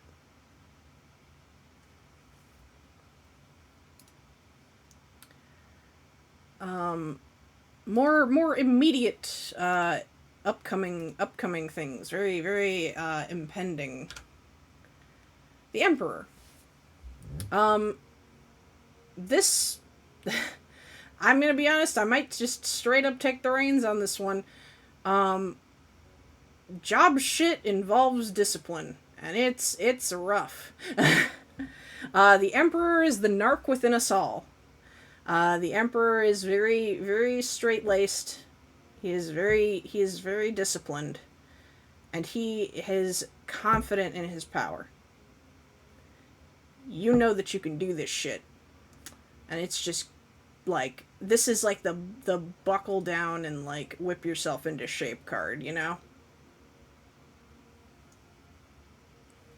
Which, I mean, honestly, I think that's an optimistic reading going forward. It's, hey, work's gonna happen. It's gonna be good.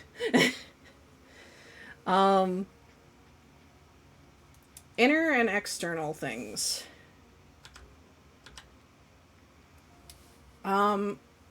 Okay. This makes sense. The inner is very straightforward.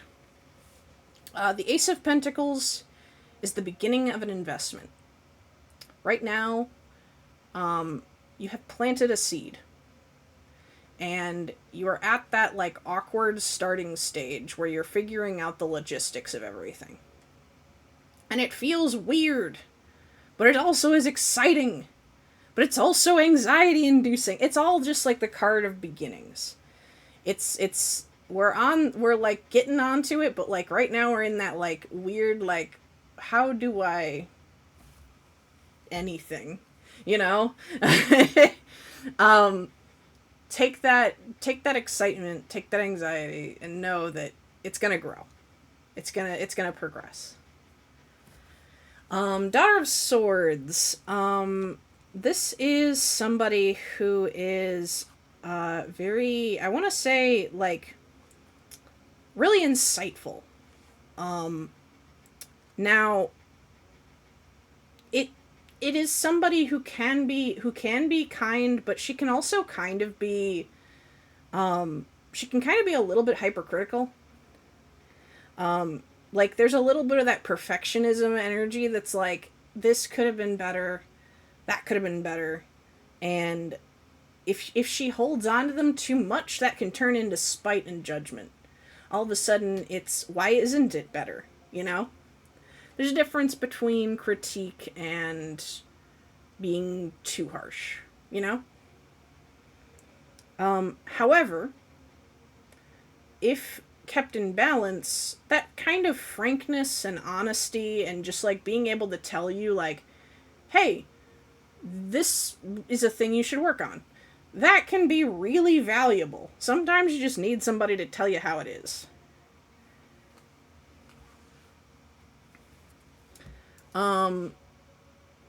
Hopes and or fears. Things to keep in mind when deciding how to steer this vessel. Okay, this is the Eight of Wands. The Eight of Wands, this one I know like halfway, so I'm gonna double check it.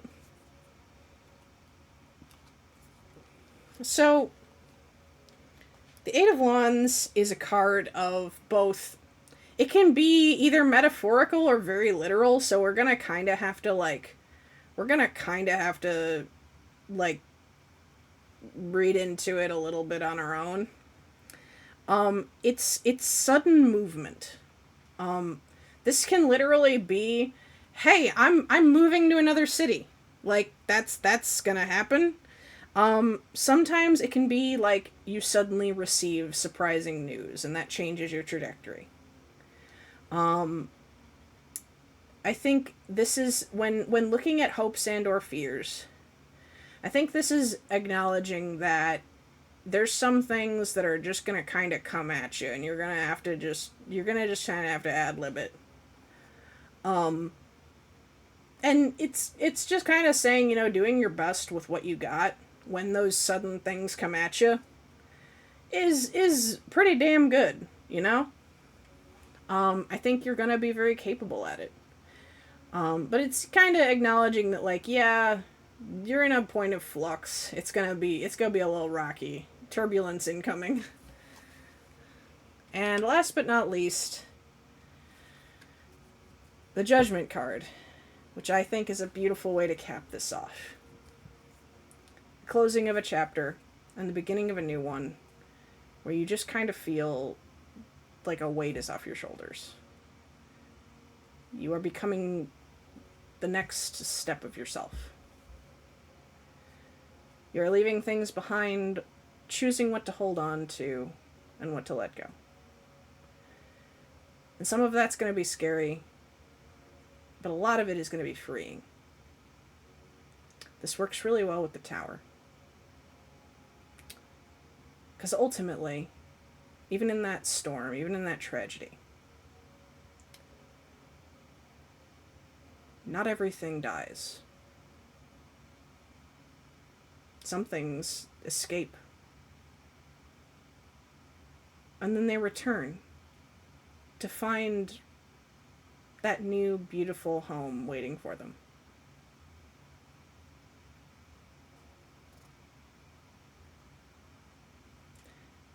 And I cannot wait for you to come home.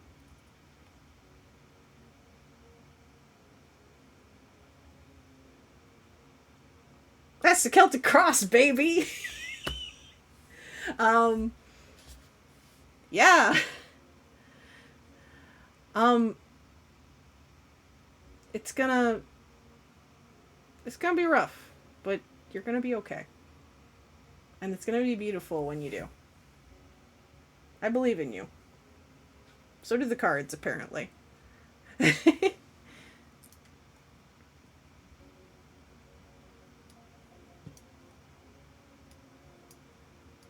There's a lot of ups and downs in here. A lot of uncertainty, a lot of figuring it out. But hey, you've got the Three of Cups. We're here. We love you.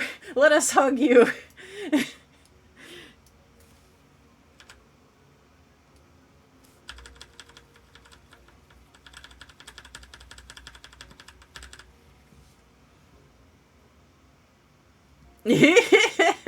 Hell yeah. Let's see.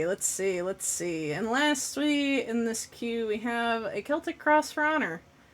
If anybody else has anything that they would like to do, let me know.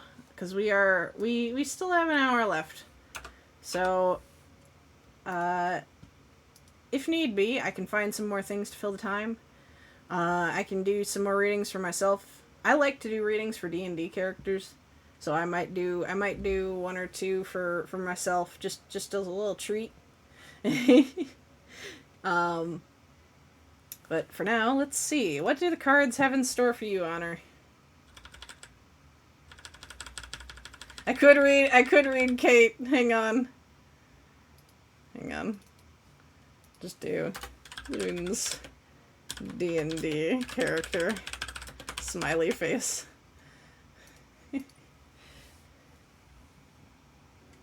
Well, we'll see where we're at on time. You know what? I'll put you in. We'll do Celtic Cross, parentheses, maybe. If we get more 3 cards, they might go above you in the queue. Because Celtic Cross is very lengthy. So, that's my compromise. If we have time, we will do Celtic Cross, but if we get more 3 cards, we'll scoot it around. Let's see. For what? What is that? How will your polls go for what? I guess I'll do Rye. Gotcha too. Gonna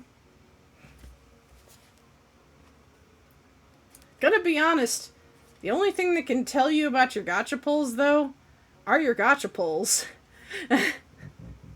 Being anxious about it doesn't do much other than spin your wheels. But we'll see. Ah, okay. Fair enough, fair enough. I I will probably know what you mean when I see it.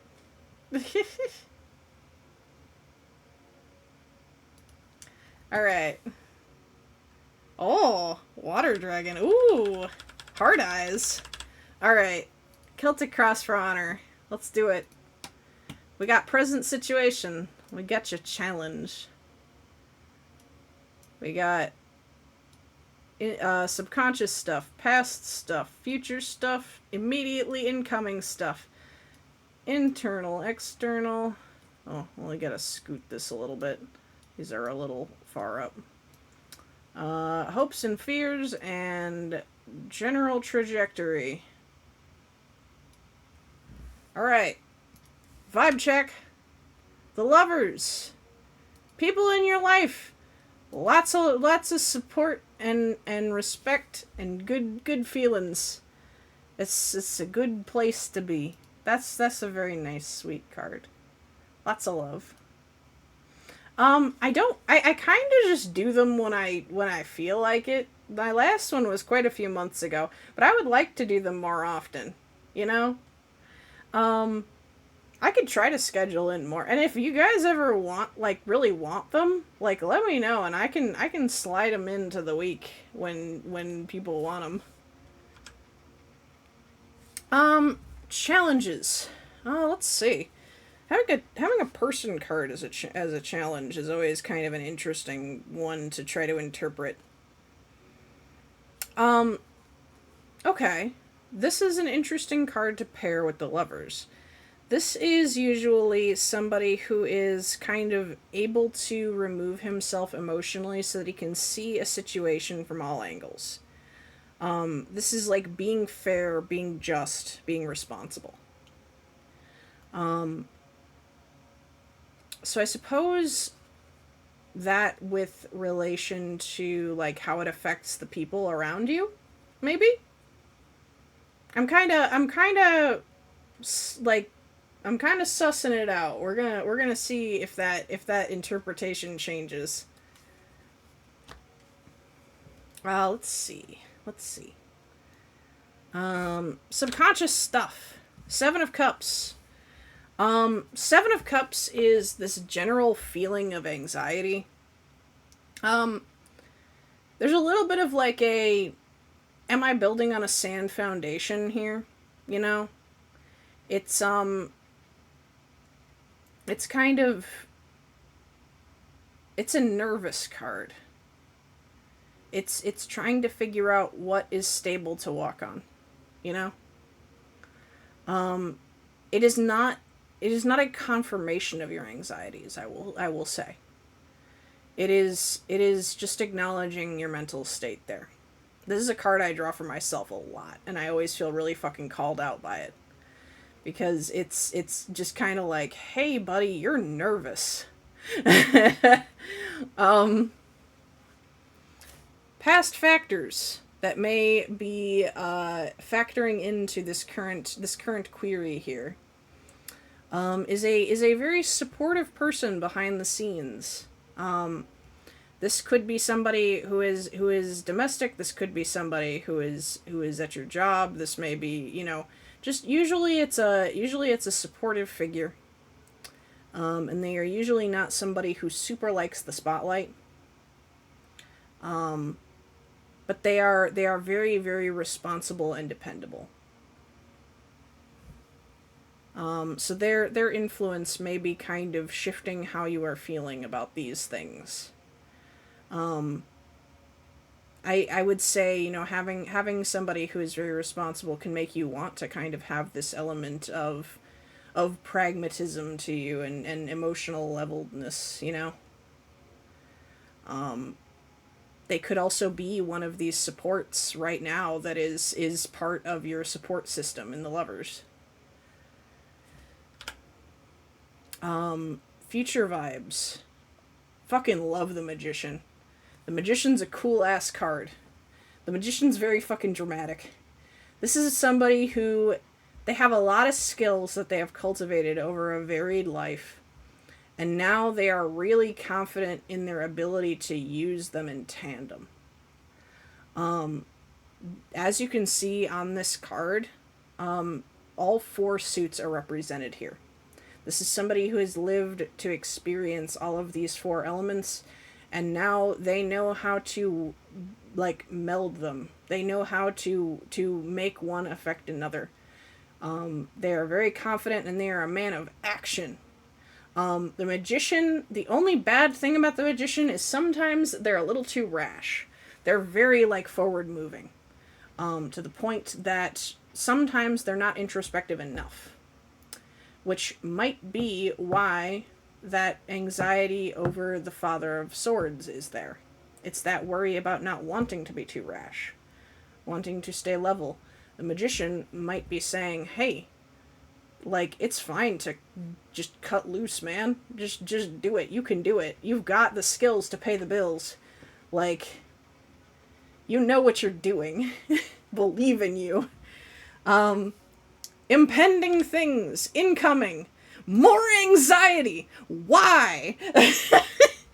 However, this provides me more context to the 7 of Cups, because 5 of Swords is anxiety that is entirely from within. It is self-destructive. It is not outside things hurting you. It is your own doubt shooting yourself in the foot. So this tells me that maybe some of the things in the 7 of Cups are more your own anxiety than the reality of the situation. And you are going to have to figure out how to be this impartial and practical person who can sort them out instead of just shoving it into the vault. You gotta parse it. You gotta actually get down to brass tacks and figure out which of these things are real, which of them are in my head. I have to do this shit all the time. I hate it. It's the worst, but you can do it. It is possible. It just sucks.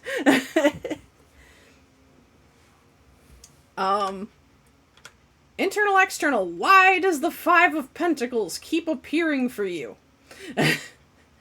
Again, Honor, you need to believe in yourself more. I'm sorry, but your cards for internal things are all so sad. But they're all things about your own, like, self-framework. They're all things about what expectations you have for yourself. And, like, what you want to be moving forward. And all this reading is telling me is stop being so down on yourself. You're cool. You're very cool. And you're very, like, capable. And goddamn, this card is telling me that you're feeling bad about, like, what you wanted out of life and where you're at. And that blows. It really does. And I'm sorry. I want to give you a hug. I'm there too, man. I'm there too. External factors. Daughter of Wands. If we're pairing these together, it's really easy to compare yourself to people who are just, like, going at it. You know, like, people who are just, like, charging ahead. Very confident. Not settling. However, if we take this and we apply it more, like, to yourself, you are in a place where you are able to do some of that movement. You are able to take some more control. And I do kind of think taking a little bit of both of these is important here. Let's see. What is the next one? Hopes and fears. We love hopes and fears. This is fears, man. Again. This is a card about depression. This is a card about feeling really, really, really down on yourself. Like, shit, man. Stop it. But, I mean, that's kind of a shitty way for me to put that. I guess in this, I think this is acknowledging that, practically speaking, we hate the pull yourself up by your bootstraps mentality. I know I want to just tell you to just do it, but I do think it is important to take the reality of this card into account. Sometimes it is all we can do to get out of bed and get through the day. Sometimes that is a battle. I feel that in my soul. I really do.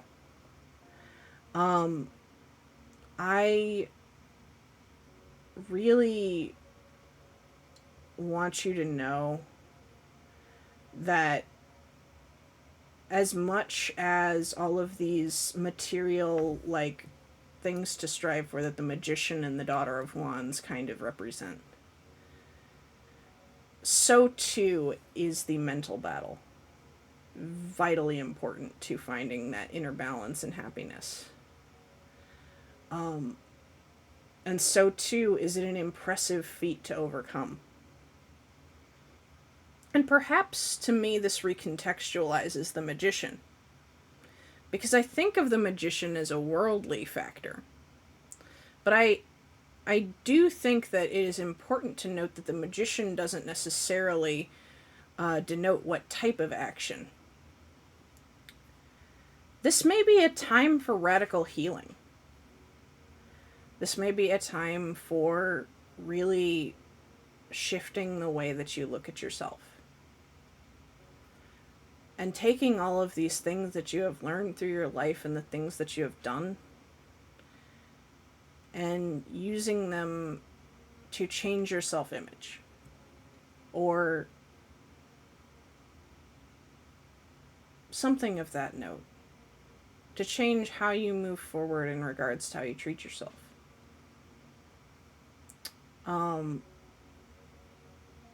I do think that this is not necessarily just a card about don't. This is a card about the reality of living a life where you have had times when you have felt completely beaten down. And to acknowledge that you have survived. That said, last card. I want to see where this is going. Okay. It's a little different than I was imagining. But it's also not. The Six of Cups is a joyful but very specific card. The Six of Cups is about rediscovering the joy of the past. Nostalgia is very much a word I would use for this card. The things that made your heart light up. The things that made you feel safe. The things that made you excited to keep going. Those might be the factors that tie this all together. We like to kind of I guess there is a little bit of, like, I don't know. I think at this point nostalgia is used so much that it's a little bit of a meme. But, like, I think that it is that way because a lot of people who have been at that rock bottom have realized after the dust has settled and the war is over that those things that were joyful are not gone, and now they are free to have them.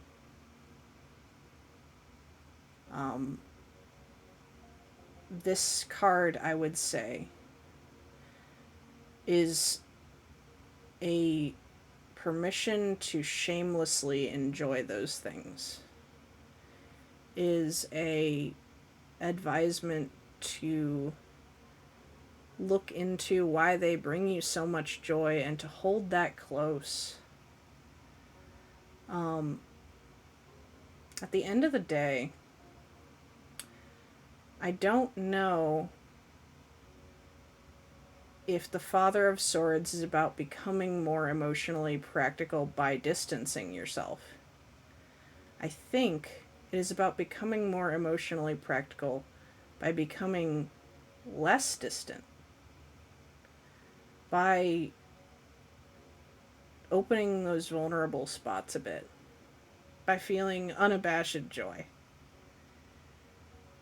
And that is scary. That is very scary. Maybe in some ways, in some subjects and aspects, paralyzingly so. But I think that the Father of Swords here is an unusual kind. It is one who is guarding himself too much to be seen realistically. And I hope that the lovers can help turn that around. I hope we can help. Because I think you deserve to be happy. You deserve to be unashamedly joyful. You're a very kind person, and I want to see that kindness given back to you.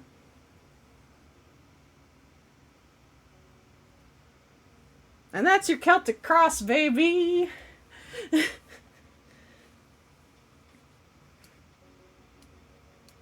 I hope you enjoyed it.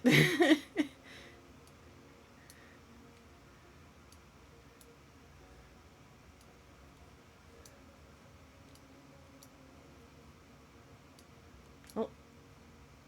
Oh.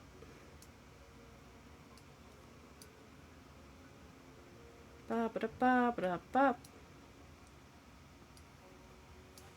And yeah, Ned, you do not have to do a redeem. If you would like one, by all means, just let me know.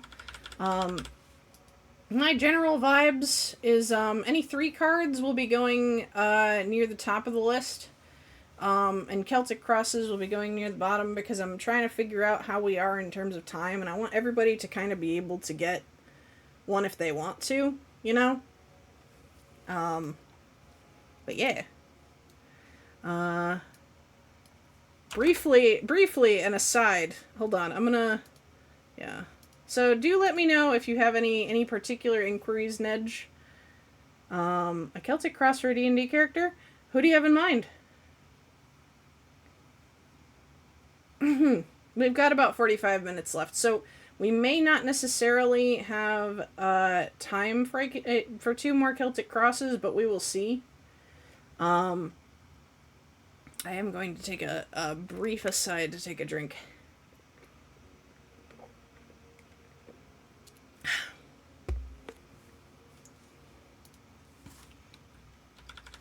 Alright. So I'm playing in a D&D game that takes place in, like, a modern mall. And I'm playing, like, a bratty teenager with family problems. I'm gonna do a 3 card for her. She's got an ancient evil sword and a pact with the devil. It's pretty great. Let's do... Okay. We'll say... Nedge... Garrett... Red Leaf... Celtic, maybe? And if it is Celtic Cross, it will be after Porcus. I will remember that. We'll scooch this. There we go. Let's see. Yeah.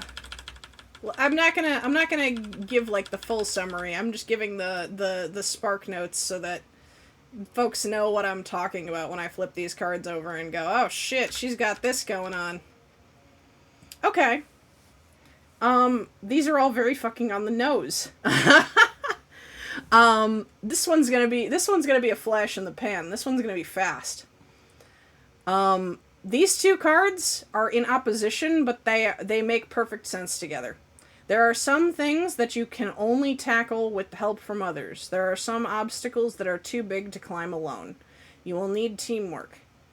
However, there are some problems you can only tackle alone. There are some things that are so internal, so personal, that to solve them, you need some time and introspection. The value of being by yourself is not to be understated. And the Mother of Pentacles, I'm trying to figure out if that is someone's relationship to her or her relation to others. Because it is the state of loving others to the point of potentially being in danger of losing your identity to it. And there are several people in her life that I think about their relationship to family. I think about their relationship to love. And I think she is very confused by the conflicting things in this card. There is wanting to be close to others, but there is also a deep fear within herself of losing herself or losing those people, what she would become if she did. Abandonment issues suck. And that's for my D&D character. Bish, bash, bosh, we're done.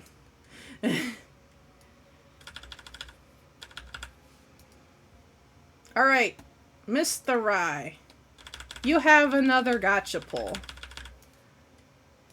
3 cards. You might not get this one. I'm not sure.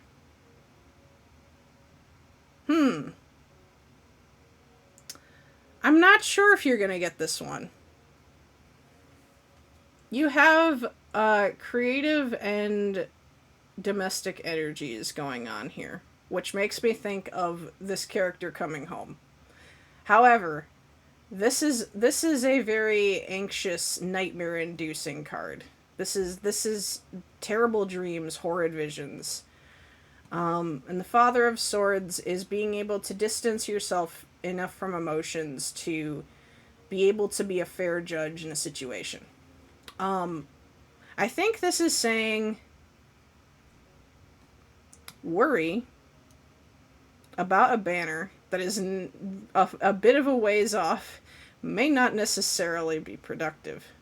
How hard you work on getting those Prima Gems and how much you are staying consistent with it is really what's going to give you your answer. Because the number of pulls that you have is really the only thing that is going to matter in an RNG-based system. Ta-da! So your answer to that one is, farm.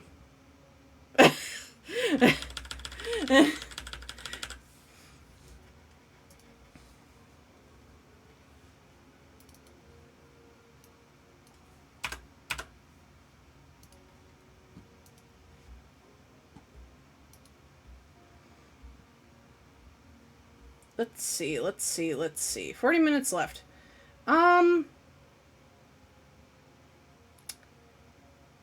Ooh, yeah, we'll try it.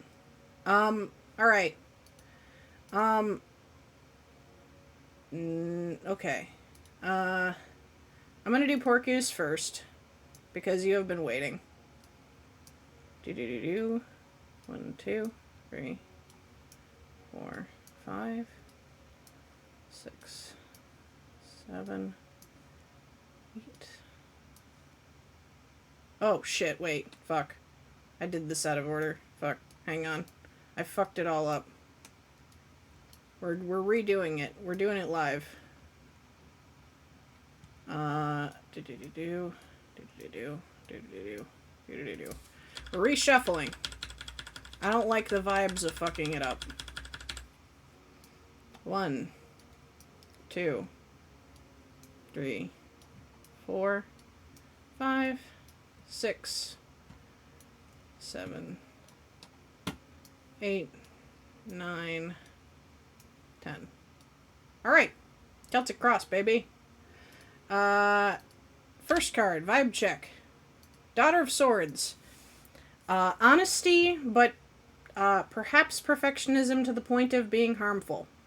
Are you being overly self-critical? Are you being overly critical of others? Are others being overly critical of you? What happens next will warm your heart. Ace of Cups? Do you have a crush? Sorry. That's very blunt. The Ace of Cups is usually a new It's a new relationship of some form. I tend to read the Ace of Cups as a very romantic card, but it's also a very naive card. The Ace of Cups can also be just that want to be in a relationship. That might be what's going on here. I don't know. Not sure. It might also be a new friendship. Doesn't necessarily have to be romantic vibes. But what you're feeling in your gut is probably correct. So I'm just going to leave that where it is, unless you would like to disclose that is not my business to pull out of you, but that's where that is. Subconscious stuff. Hierophant. The Hierophant is a man, or well, not a person really. The Hierophant is the concept of traditional education. The Hierophant is schooling in a very like not an unconventional sense, very like what you would expect, like literal book learning. Things that are perhaps going on in your mind are very just dry and practical, you know? Just real, just like, it might also be the influence of the people who taught you, you know?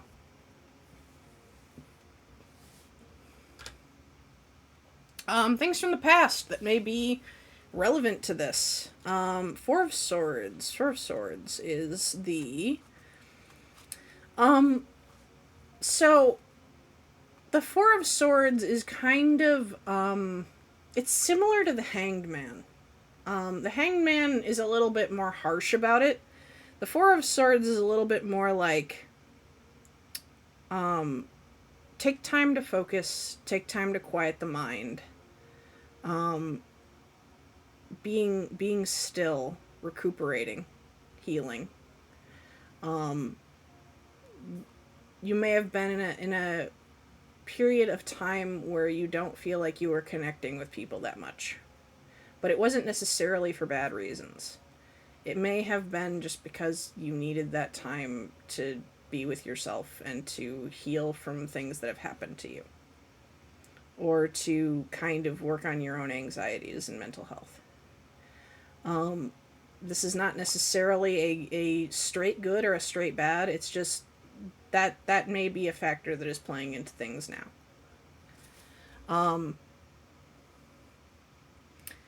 When I think about, so since you say it from the moment it's very far from your mind, I'm going to assume that this reading is going to reach very far future. Like we're talking like this is the cards being like, hey, someday this is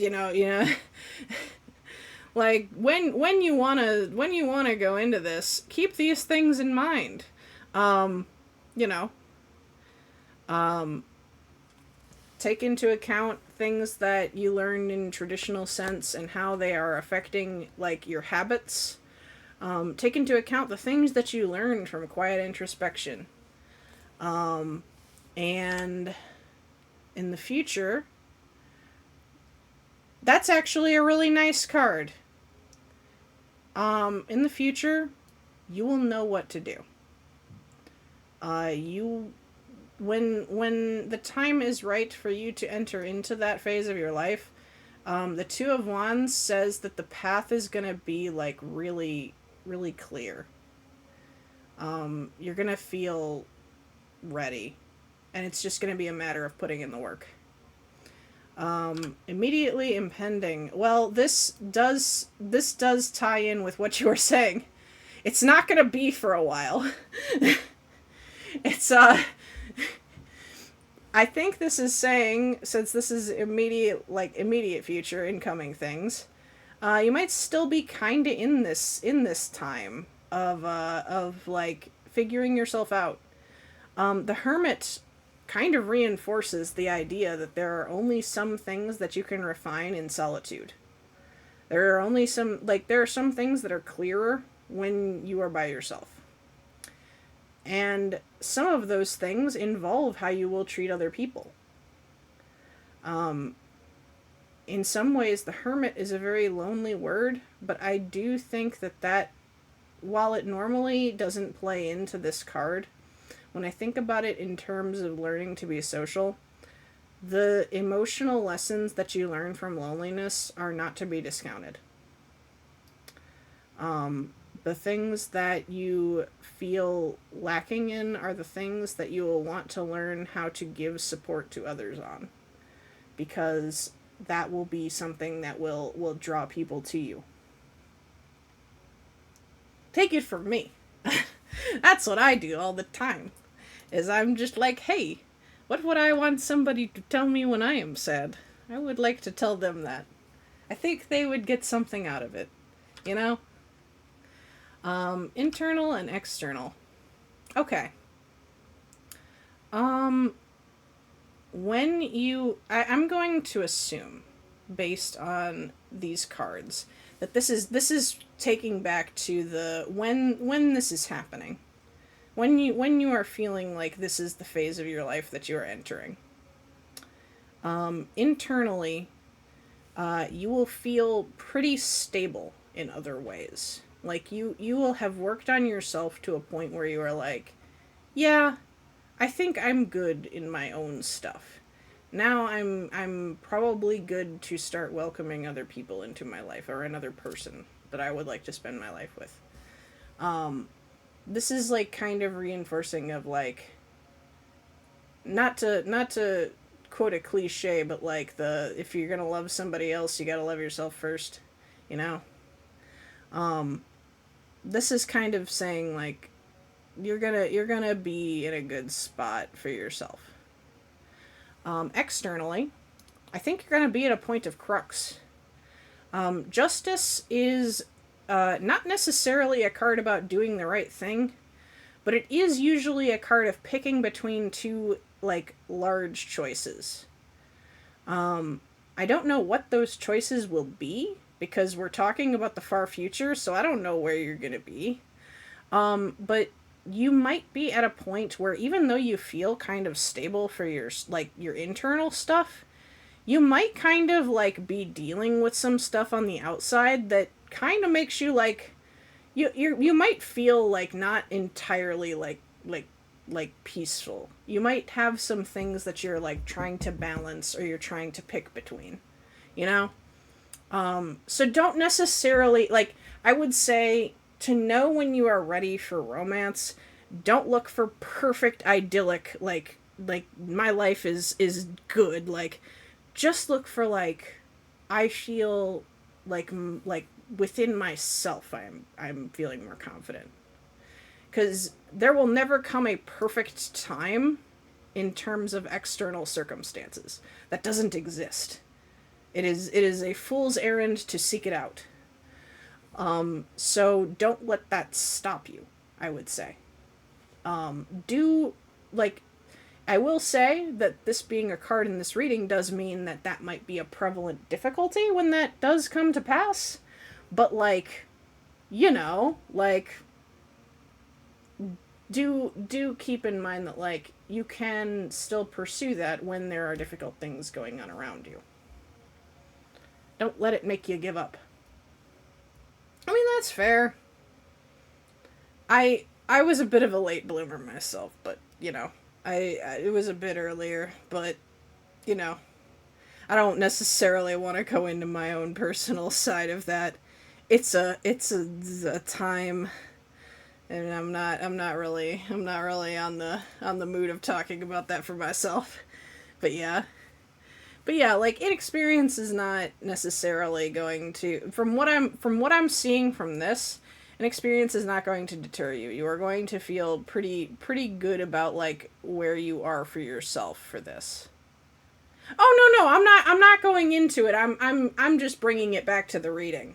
Don't worry. Don't worry, man. I I'm I'm still driving this boat. Like I'm not letting it go out of control. Okay. Um hopes and fears. We have the 6 of Swords. I would say the fact that you are bringing up your age really actually is a dead ringer for this. Is as a late bloomer myself, there are always times when you go, what if this never happens for me? That would blow, you know? And I think this card is kind of like looking at you and being like, listen, man, it's gonna happen. Like right now, you can't see it, and like, you know, that that is that is a pain to be acknowledged. I think that to to say that again, like the Ten of Swords that I did last reading, it's not right for me to read that like it is saying it's just going to be fine. This is an acknowledgement of those fears and an understanding that it is a part of your mental landscape. And to acknowledge that when that time does come, yeah, there might be some nervousness because of that feeling of feeling like it would never have happened. I will say, the general trajectory card, I'm going to say that this caps off by acknowledging one thing.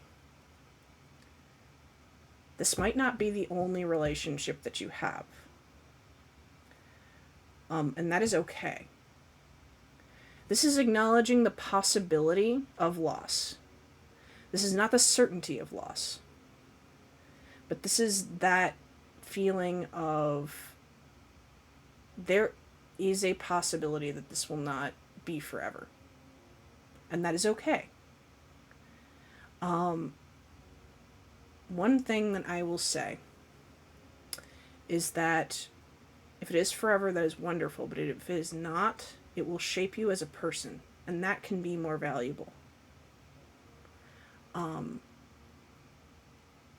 I will say that this card might be saying to keep that reality in mind. That whichever way this plays out, to do what is best for you. And to continue to give yourself the self-love that you will be at this Ten of Pentacles. Because it is very easy, take it from me, to give all of yourself into something and to not consider yourself at all. Or to be so blinded that you don't really let anything else enter your vision.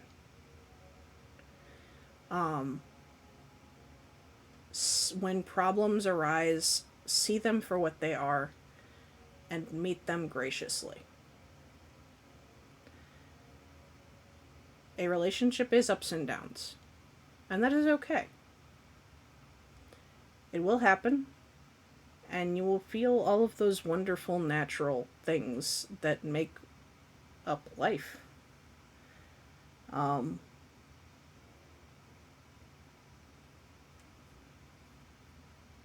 You'll be okay. And you will find love, and you'll probably find several love. If this is not your last relationship, it means there is room for more. There is never a point at which you reach a like cap on the number of wonderful people that can enter your life. Always remember that.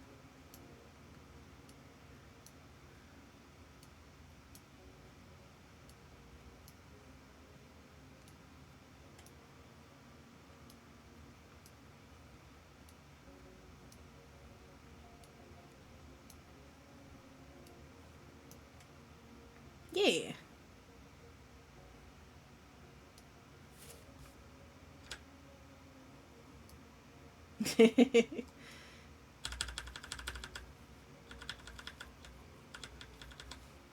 Alright, Nedge. We're gonna... You know what? We've got time for another Celtic Cross. Let's do it. I'm going to actually delete the queue now because I think this is going to be the last one that I do. So we're gonna let that be, and this will be the final reading. If we have like a ton of time, I might do like, I don't know. I might try to find something very general to do. Okay, let's see. Da, da, da, da. Oh yeah, yeah, yeah. I have heard that you're playing a wonderful con man. I am. Oh man, hell yeah. Oh man.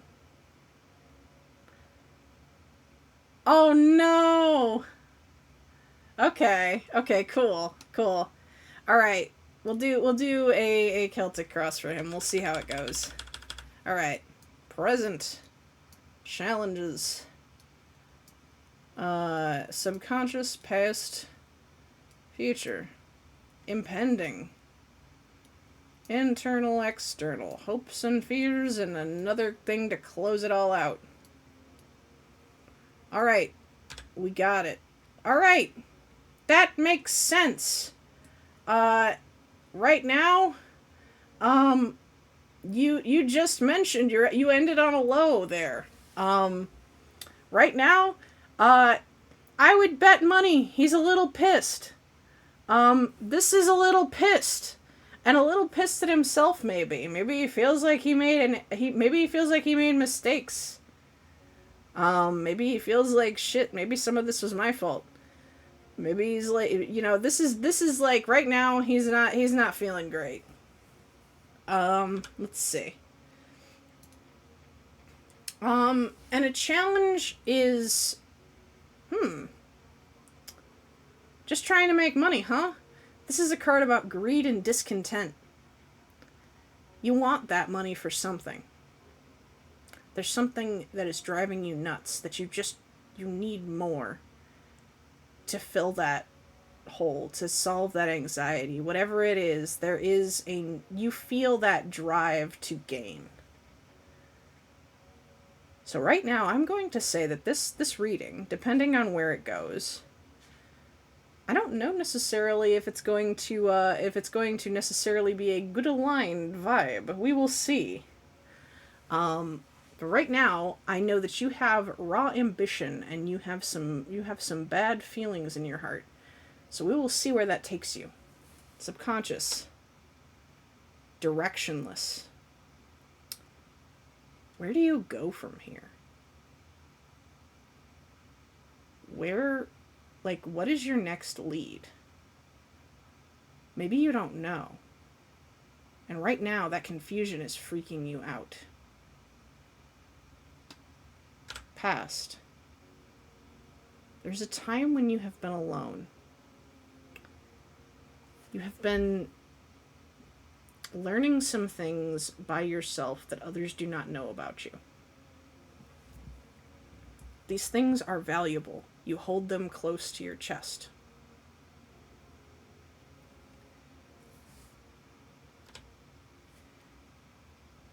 However, the people from your past, or the things from your past that used to bring you joy, are going to come back. And they're going to find you as a very different person. Are you going to be able to return to that joy that you had before? Or is it not enough anymore? What happens when you go back to that thing that you were really nostalgic about and you find that it doesn't hold up? What then? Impending.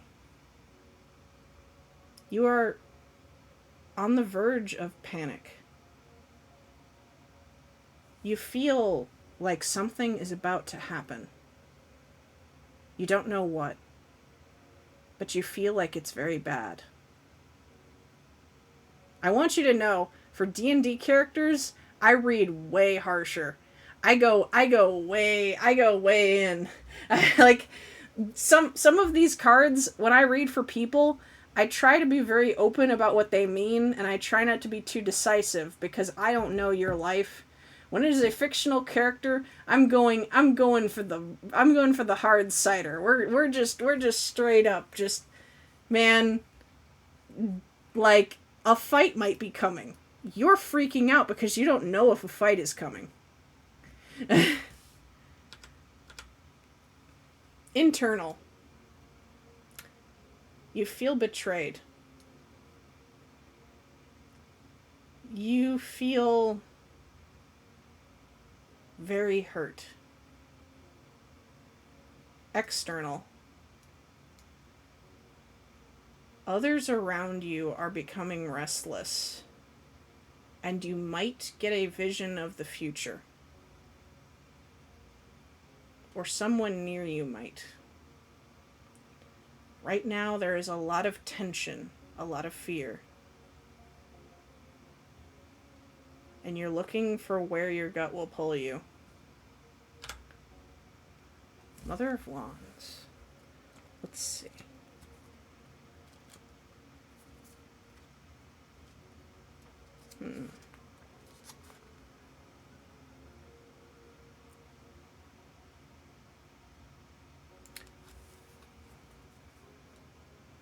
I wonder if this is you or if this is someone else.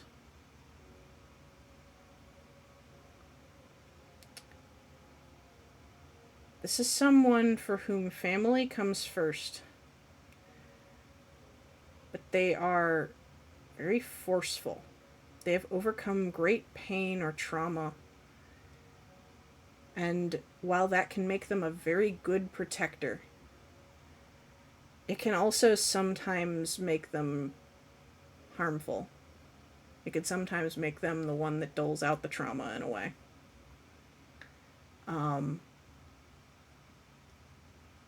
They're very loving, but they're emotional. And the places that they've come from stick with them. Keep your wits about you. Love, but do not love blindly. Love deeply, but always keep an eye open.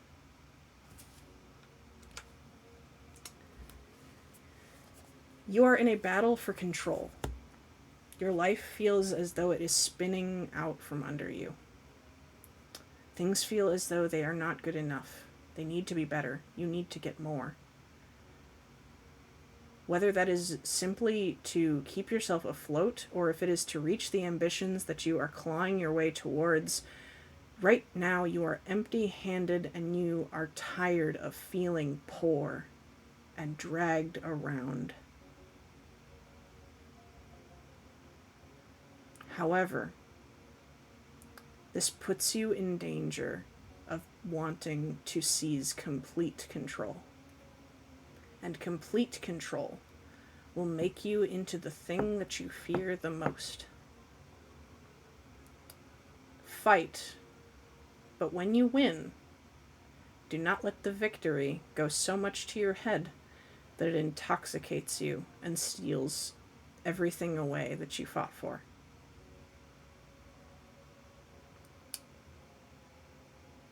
Right now, you are in a turbulent sea. However, there is someone, imperfect, but in your corner. Figure out where their flaws lie, but also figure out where their loyalties lie. Figure out what you can trust them with. Because that will be a weight that you can take off of your shoulders. Right now, those nostalgias may not feel good enough, but they are a part of you, and that dissatisfaction from this greed might be taking away from a joy that you could find within yourself by changing your perspective. And last but not least, remember your past. Remember not what others taught you. Remember what you taught yourself.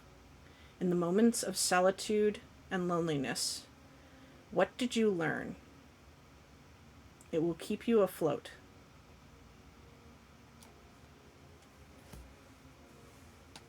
There you are. This is why I like doing them for characters. I get to just be ominous as shit.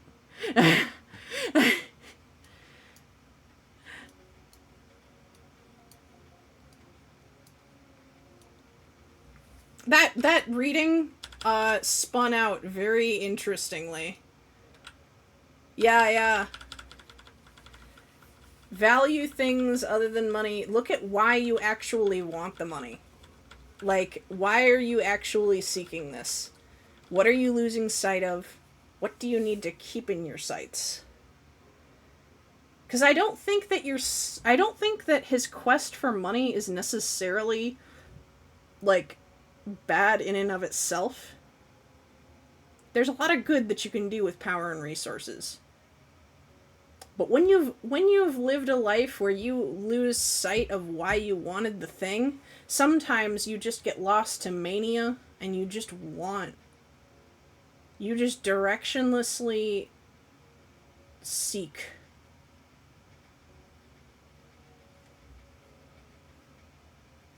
I think to that degree, spend some time with your family. Get to know and reconnect with what makes you want to protect it so badly. Take your time on that. Get inside your own head. Really dig around in there. He'll learn. He's got a lot to figure out. Right now he's letting himself really get swept up. Alright. That said, big stretch. I think I'm going to go and find somebody to raid. And I might do something a little silly. Just a little funky. I might do a 3 card for the person that I'm raiding, knowing absolutely nothing else than that I'm raiding them. A lot of these people I don't know personally, so these are going to be very gentle and very vague. But it'll fill another 5 minutes and it'll be fun. Let's see if any of my faves are online, and then if not, I will take suggestions. Renley!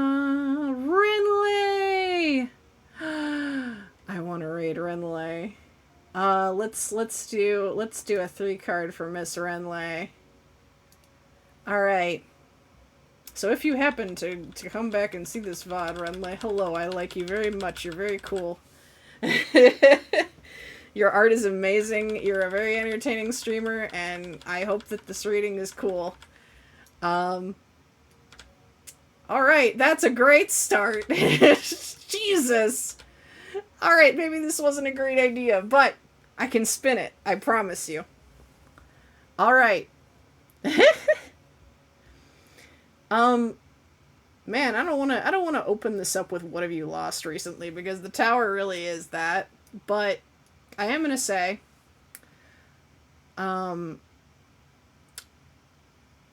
this anxiety here in the middle, it makes sense. Life is weird and life is hard. It really is. And I would say that, honestly, the Mother of Wands' protectiveness and love is something that I see you having great capability for. I think that if you are going through hard times, or if you go through them in the future, there will be fear.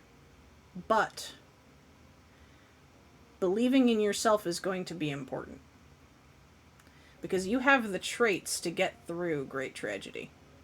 You've done it before, you can do it again. You are very strong and shaped by your experiences.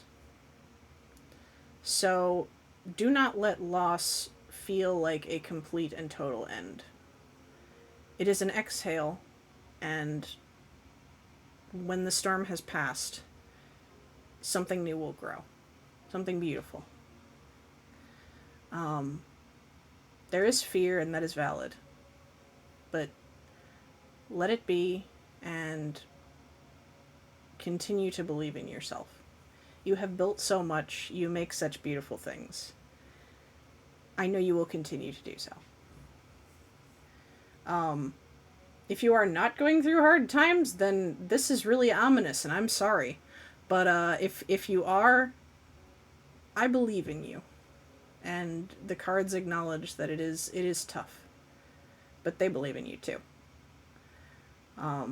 These traits that can sometimes be very harsh, they will carry you through. You'll be okay. And that is my reading. I wasn't expecting to do a very harsh reading at the end there, but you know, I God has cursed me for my hubris, and my work is never finished. If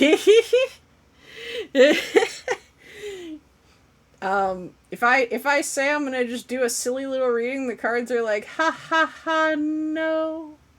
No, you're not. You're gonna get way into the weeds, man. Time to cry. But yeah. So I'm gonna send you guys off to go and see the 3D work that Renley is doing. Tell her that she's wonderful, and tell her that her work is beautiful, because it is. And I will be back tomorrow with Zix to play some more Dark Souls 2. I think we're getting close to the end of the main story from what he's said. I might be wrong. We'll see. But I know we have DLC after this, so we're not going to be done with Dark Souls 2 for a while, but I mean, I'm very intrigued with where this is going. You got Fundamental Crisis close enough. Yeah. So, and I'm going to take a little break after that, and I will be back on Saturday with Slime Rancher, because I miss my babies. I love them very much. We might slide in like a surprise stream somewhere in there, because I want to do some more Destiny. I need to get those armors. But that will be less structured if we do it. I'm not going to like make it like the dedicated 3-hour time slot. We might just do like an hour to just like screw around. But yeah, I want to try to experiment with that, throwing in some like shorter streams here and there. See how that plays with my whole mental state. It'll be good. But for now, I will see you tomorrow, my beautiful mortals.